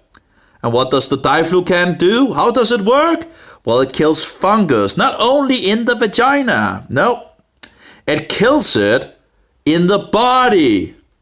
So, but as I understand it, diflucan doesn't go all, in regards to the gut. If you have a problem in the gut, diflucan doesn't go throughout the gut, because it gets absorbed very easily by the body. which is a good thing in regards of having fungus around your body and all that. But hey, I'm actually getting, I'm getting some, I'm learning, that's for sure. I'm getting but anyway, so yeah, the diflucan works in the body and not in regards of the gut, because it gets absorbed. So as I understand it, if you want to take, you need nystatin to take your gut, and then you need to diflucan. But of course, you have to remember the fungus can become resistant to this drug as well, or this remedy, whatever you want to call it. Now, nystatin is from a bacteria, so that's pretty, what shall we say? It's a kind of a, I guess, again, even if it's natural, it's not normal to do. So again, I'm looking into, if I can fix this in a natural way. But I've been trying these past 19 years, and it's just not working for me. It's just, of course, eating only meat. I should have known that a lot earlier, and I might, who knows? The body might actually have killed it off. If I actually had figured out things in the beginning to change my diet and all that, who knows if the body could actually have turned it around if I began to do the right things. But of course, it would still have been problematic in regards of getting access to. I think this yogurt thing might actually be a very good. And as in regards of the fermentation and all that, around 24 hours is said to be the best. I saw this guy with the graph and all that, where you see when the bacteria tops. That's the good bacteria. That's the probiotic, and there's like billions of these guys in the yogurt when you make it. So it tops at some point, then it flattens out, and then you see the sugar goes down. So it's just wonderful, you have less sugar and big amount of. So that was around 24 hours, and then after, I think it was 50 or 55 hours, it begins to go down in regards of the probiotic, the good bacteria. So, but I'm thinking that might actually work. I don't know in regards to the sugar and all that, but I have tried other things that is not natural. It would be needed to be raw from a good source, from a cow that doesn't get these. It has to be a nutrition source where the cow, is not getting all these drugs and fed, bullshit and whatever. Maybe sheep or some goat milk or whatever, and then just let it ferment for 24 hours, Apparently, he used a starter in one of the videos, and I guess a natural starter, if you first make some yogurt from the real milk, and then you can use it next time, you could have the yogurt to the next time, and then start it up quickly in regards of the fermentation. But over time, it should ferment as far as I can see, It would just take a little longer to make it if you start from the beginning. And of course, if you actually put in a starter, you have less chance of actually the bad bacteria. When you make sauerkraut, which I also have made, when you make sauerkraut, you put salt in it so the bad bacteria doesn't get, the good bacteria doesn't seem to have a problem with salt, but the bad bacteria does. And so you put in salt and to have a less chance of getting of the bad bacteria actually getting out of hand. So anyway, so I'm thinking now that the the white coat murderers are closing the door for me in regards of getting nystatin and diflucan, at least I know more about the topic. And I'm going to continue to research it. It's just insane that I need, as a person, as a layman, need to do this myself. That's just incredible, wicked. The idea is that they have the education to help you, right? No help from those guys. If they do anything, they make it worse, it seems. Because they're misdiagnosing the things, They don't understand fungus. They just don't, Anyway. So, if I can get raw milk, which is again a problem, but it's like 100 kilometers, but, and I would like to have the milk, without actually having been cooled down, so I can make the yogurt and all that. I have to figure out something in regards of that. Yeah. Maybe if I can, he might. I don't know if he's actually allowed to actually sell it if he doesn't cool it down at the instant, because it says at the instant it has been milked. You need to cool it down.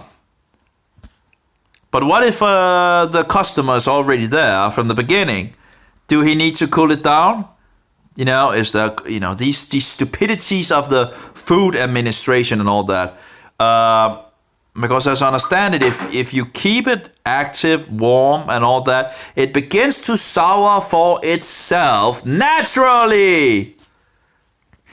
So, and I guess over time become yogurt.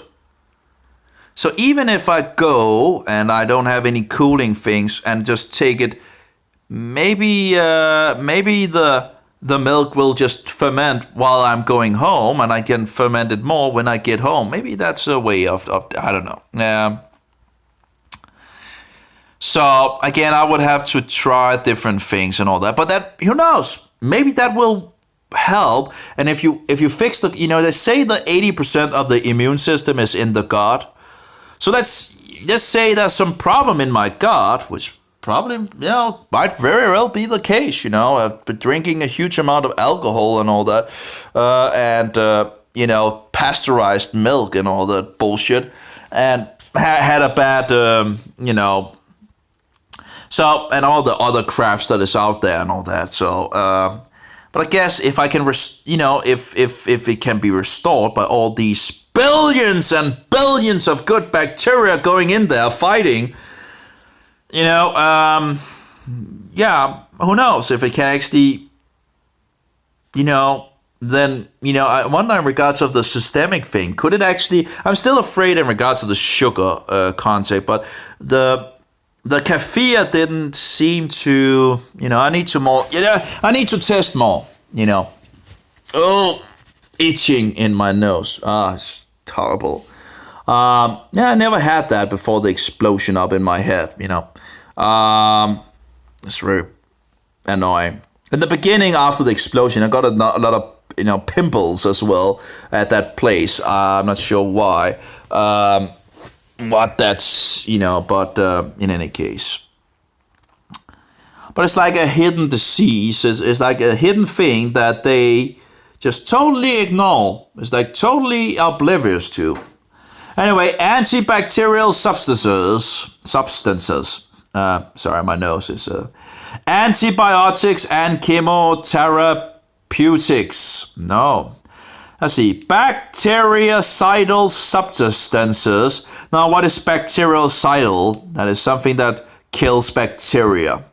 Actually, it makes it totally explode, as I understand it. Like fungicidals. Fungicidals are, things that destroy fungus, which makes it explode, pretty much. Then you have a fungistatin. And fungistatin is like to stop the spread of the fungus. So a remedy that is said to be fungistatin is proclaimed to stop the fungus. Actually, nystatin, as I understand it, is both fungistatin and fungicidal in the gut, but that's primarily in the gut, in the digestive system and the digestive tract. So if you want to have fungicidals in regards of the body, you need to go for diflucan, for example. That's what that has been designed to. And if you have, and that's what would be one of the interesting things, because I see all these floaters and they look like Candida albicans. I can find images of a Candida. I've looked at images, I've looked at videos, I've found a lot. The last week ago or 2 weeks, I found so much in regards of videos, in regards of Candida and floating around in the water like it's floating around in my eyes and all that. I would be able to quickly see if the diflucan was working. Now, as I understand, there's might be a chance of the fungus already being resistant to it. I'm not. I was something in regards of 7%. I'm not entirely sure if that was correctly, but there is a chance that or that the fungus becomes resistant to it. But over time, I had the Nicerol, and it took some time, but it seems to the fungus seemed to have become resistant to it, or maybe. Maybe I need a remedy that has more Nicerol in it to actually be effective to overcome this resistance. But it just stopped working. Anyway, on Nicerol, sorry, Nicerol is an A, I think, in the last. So I do understand that the diflucan might actually, the Candida albicans might become resistant to the diflucan, but if it just works 2 or 3 weeks, it would be a wonder. It would be wonderful, and I should be able to see if the floaters are going away, because I have testimonies that says that that the floaters can go away. People that have tried diflucan or been on an antifungal diet and all that. It seems like I need some more push on. Because I haven't had much success in. But anyway, not giving up and all that, So, yeah. So anyway, bactericidal would be in regards of, destroying bacteria. So let's see here. Antibacterial substances, antibiotics, and chemotherapeutics. So bactericidal substances kill bacteria. There we go. I don't know if you actually can see if copy. Preventing infection by inhibiting the growth of action of microorganisms. Actually, it destroys them as far as it's germicidal. It destroys them. It just destroys them. Anyway, so bactericidal substances kill bacteria, but bacteriostatic substances, that's static in regards to stopping, like fungistatic, what was it called? Fungicidal and fungostatic, yeah.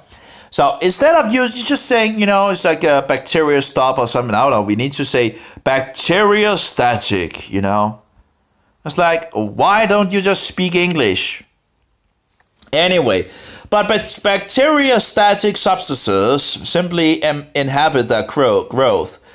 Antibiotics are substances synthesized from bacteria and fungi that work against other microorganisms. Well, it's here we go in regards to the fungus poison.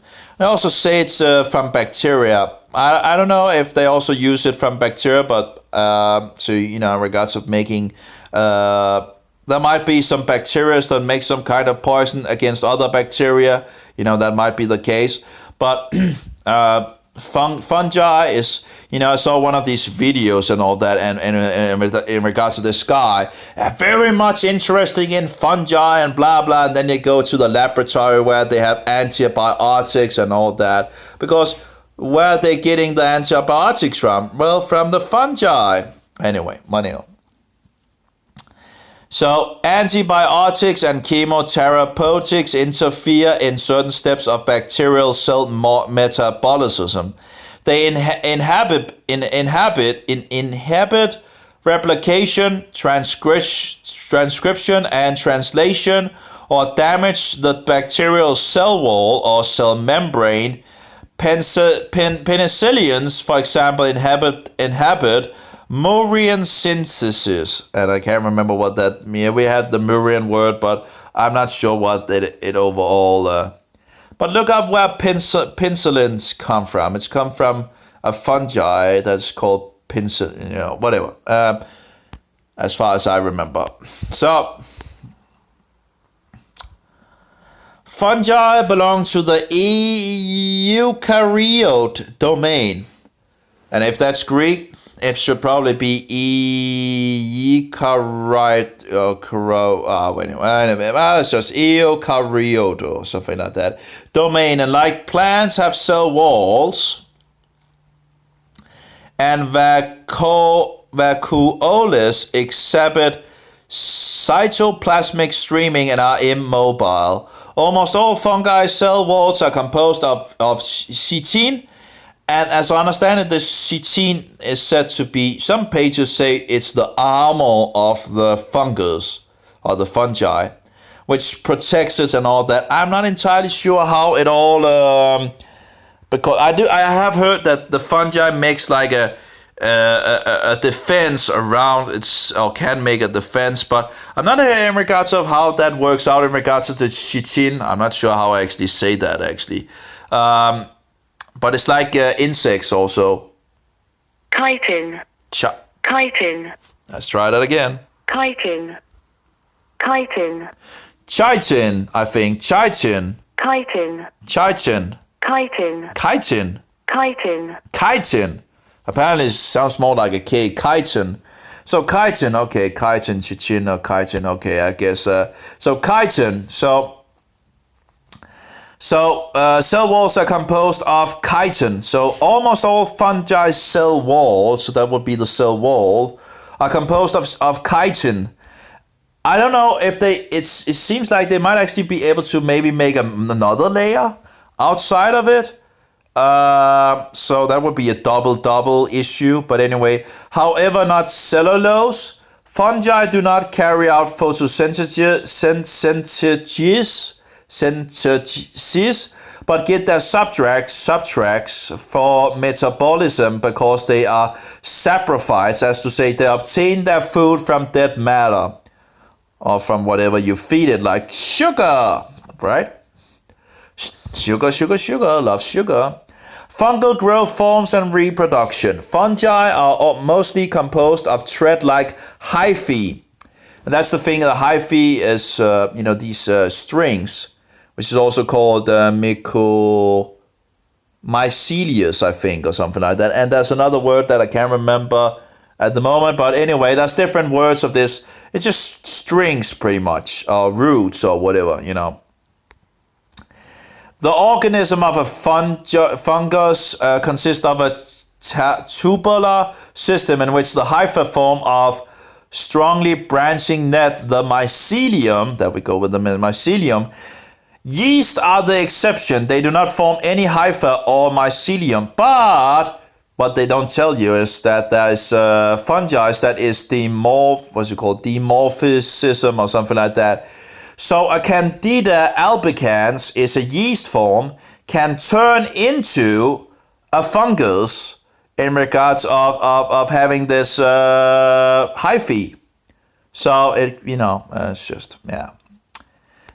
Fungi can reproduce either sexual or asexually. Asexually, reproduction takes place through binary fission. Oh, that's a... let's see, fission. Reproduction of some unicellular, that's again one cellular organism by division of the cell into two or more less. Okay, you see the yeast forms have a way of making babies, And as I understand it, every time they make a baby, they get a scar. I don't know if that's probably is. I don't know how many babies they can make, but apparently it's said that there's a scar after, so you can actually see how many babies a yeast has gotten. So anyway, now connecting the dots. That's what I'm trying to do.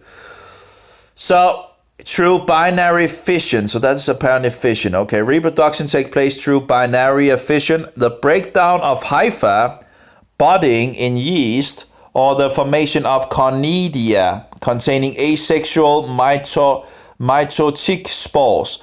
And apparently there's two kinds of spores in regards of Candida albicans, it seems. And so again, there's different ways that this fungi can, which is also a yeast, but also a fungi, can actually reproduce. It's a monster. I don't. Yeah, it's just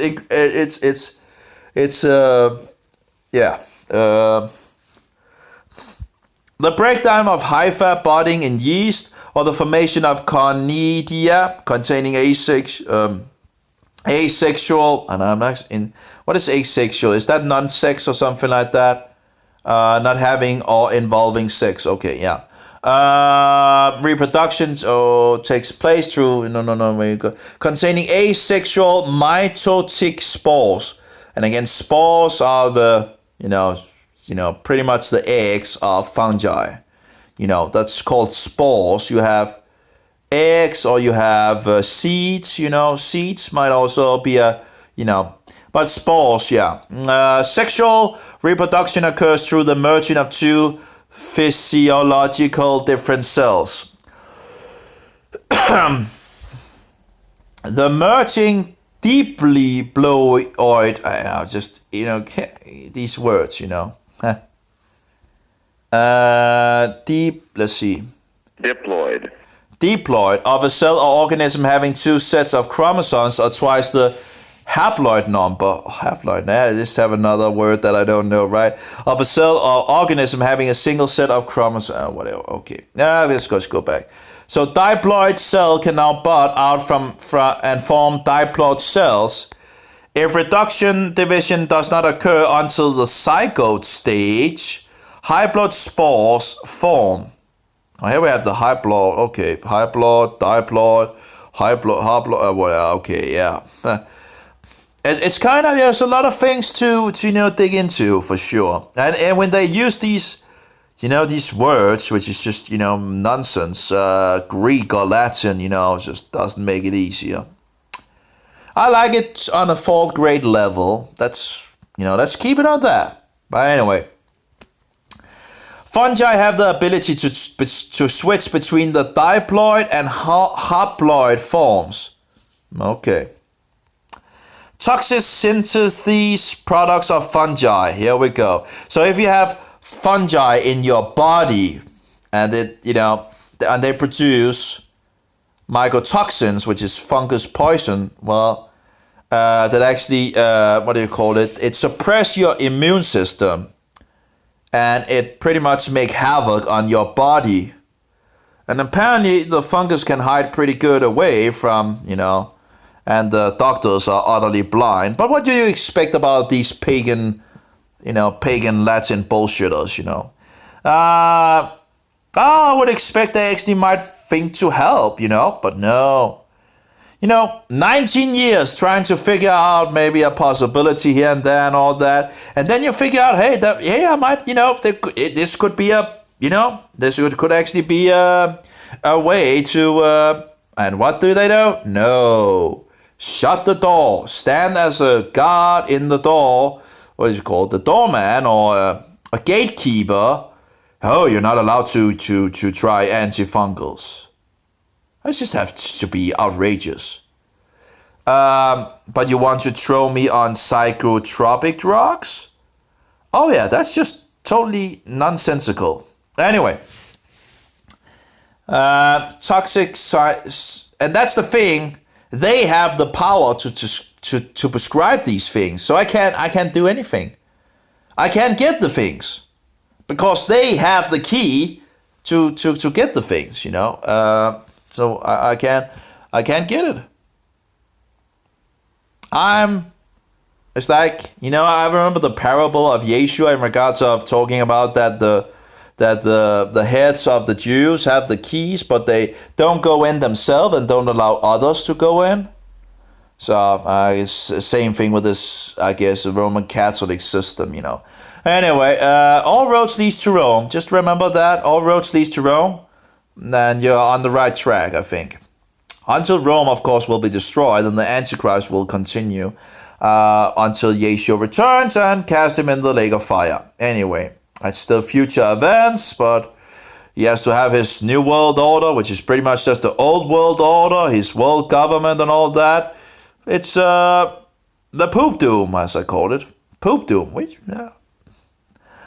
And it's forming just in front of our noses, and we're getting closer and closer each day, and it's going quickly. It really has taken a lot of speed upon itself, that's for sure. So yeah, anyway, some fungi can produce toxic substances, so who knows if in regards of this thing, it might actually just be vanity in some sense, because I might be killed off at some point anyway. You never know. You never know. They might murder me anyway, right? So it might be, maybe I should be more concerned in regards of biblical things instead of fungi, but, I don't know. We have to have people standing for truth, So toxic synthesis products of fungi. Some fungi can produce toxic substances. It's called mycotoxins, by the way. Myco is in regards of fungi, and toxins is in regards of toxins, okay? So we have mycotoxins, fungus poison pretty much. Which pose a threat to humans. Oh, really? The following overview summarizes the most important fungi and the toxic substances they produce, as well as their effect. And I should probably stop here. The pathogenic effect of fungi. Let's take this in the next video. Because I need to pretty much get my things together here if I want to have a swim today. And I know it's good to me to have a swim. So I should, I need, an hour of swimming is usually, it's cost a lot, it costs money to get into the swimming hall. So I don't have any goggles anymore. So,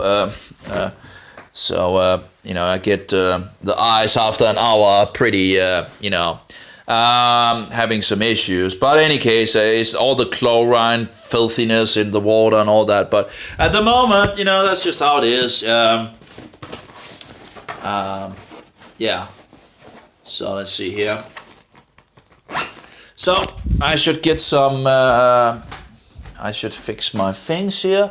Get some, here we go, with some underpants and t-shirt. Yeah, that seems pretty good. And just put it in. Yeah, of course, the worst thing is when you forget things. In regards of, yep, we have, what do you call it? Bathing pants and some clothing, and I'm pretty much think I'm on the go now. So it will be interesting to continue in regards to the pathogenic. Again, pathogenic. We need to use these wonderful big words.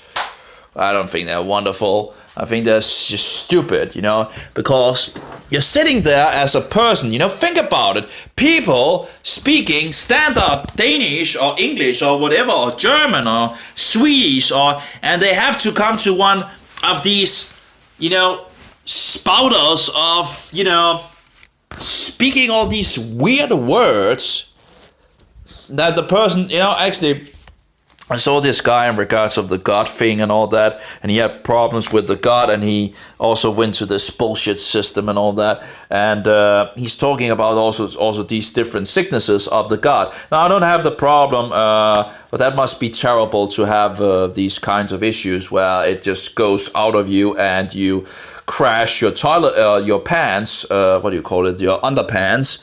That must be terrible to be, you eat something and just goes right through you and down in the pants and all that. That must be terrible. But anyway, he talks about these different names that they, these big words, actually. That's also very interesting. Where he actually just, said itis is meaning inflammation. I think it was something like that and all that. And I don't have that problem in regards, but I might still have a gut problem, because it probably started in the gut, by putting all these stupid things in my, and drinking alcohol and, but this guy is also pretty, yeah, absolutely interesting. But he actually have overcome his issue. That's very nice.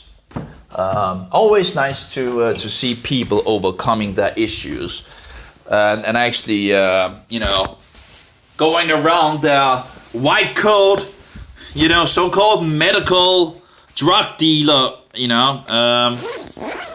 So I don't really have much for this system. I must really say, I really have a lot of, I think it's a bullshit system. It's not there to keep the people, in regards of health, people should tell you the truth in regards of health from the beginning.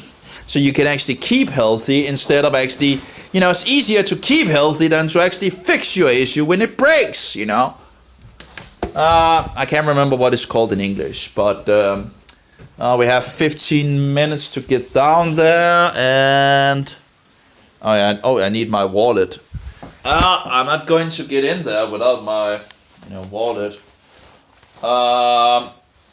And yep, I think we're pretty good, and I'll have an hour of swim, and my voice needs a break as well. I need the light for the. There we go. Ready? There we go. That's my headlight or my bicycle lamp. I don't know if it's actually approved and all that bullshit and all that, but it's pretty good lamp, and you use it for other things as well, right? To see things and all that. It's a wonderful thing, and you can have it on your cap. Now, I wouldn't advise anyone having dandruff issues or other head issues actually to have a closed cap, as I have here. As you can see, it's a closed cap. I would suggest to have an open cap. The problem is in regards of, you're closing your system down, So the only, that's one of the things that I have, but absolutely in the future at some point, I wouldn't buy a closed cap. I would buy a open cap. Okay, we have turned that off and that off and that off. Okay, and that's off. Okay, I think we are pretty ready here, and and that's off and that's off. Well, let's roll. Well, at least for my. Anyway, see you later, and may Jehovah bless you, and may Yeshua be that most precious pearl, and don't let go of him. And when you figure out who he is, who he really is, read the book of Matthew, Mark, Luke, and John, and be careful of Paulus, because Paulus are leading people into lawlessness. And Yeshua said he would reject people in regards of, Matthew 7 or something like that. So, and a huge amount of people reading Paulus' letters end up in total lawlessness. Actually, they end up attacking the people that tries to protect the commandments of God. So, and the saints are those that keep and guard and protect the commandments of Jehovah and the testimony of Jesus Christ, or Yeshua HaMashiach. And anyway, and the end, may the Holy Spirit, the Spirit of truth, be in us all. Amen. Have a good one, all of you. Until next time. 2 hours and 20.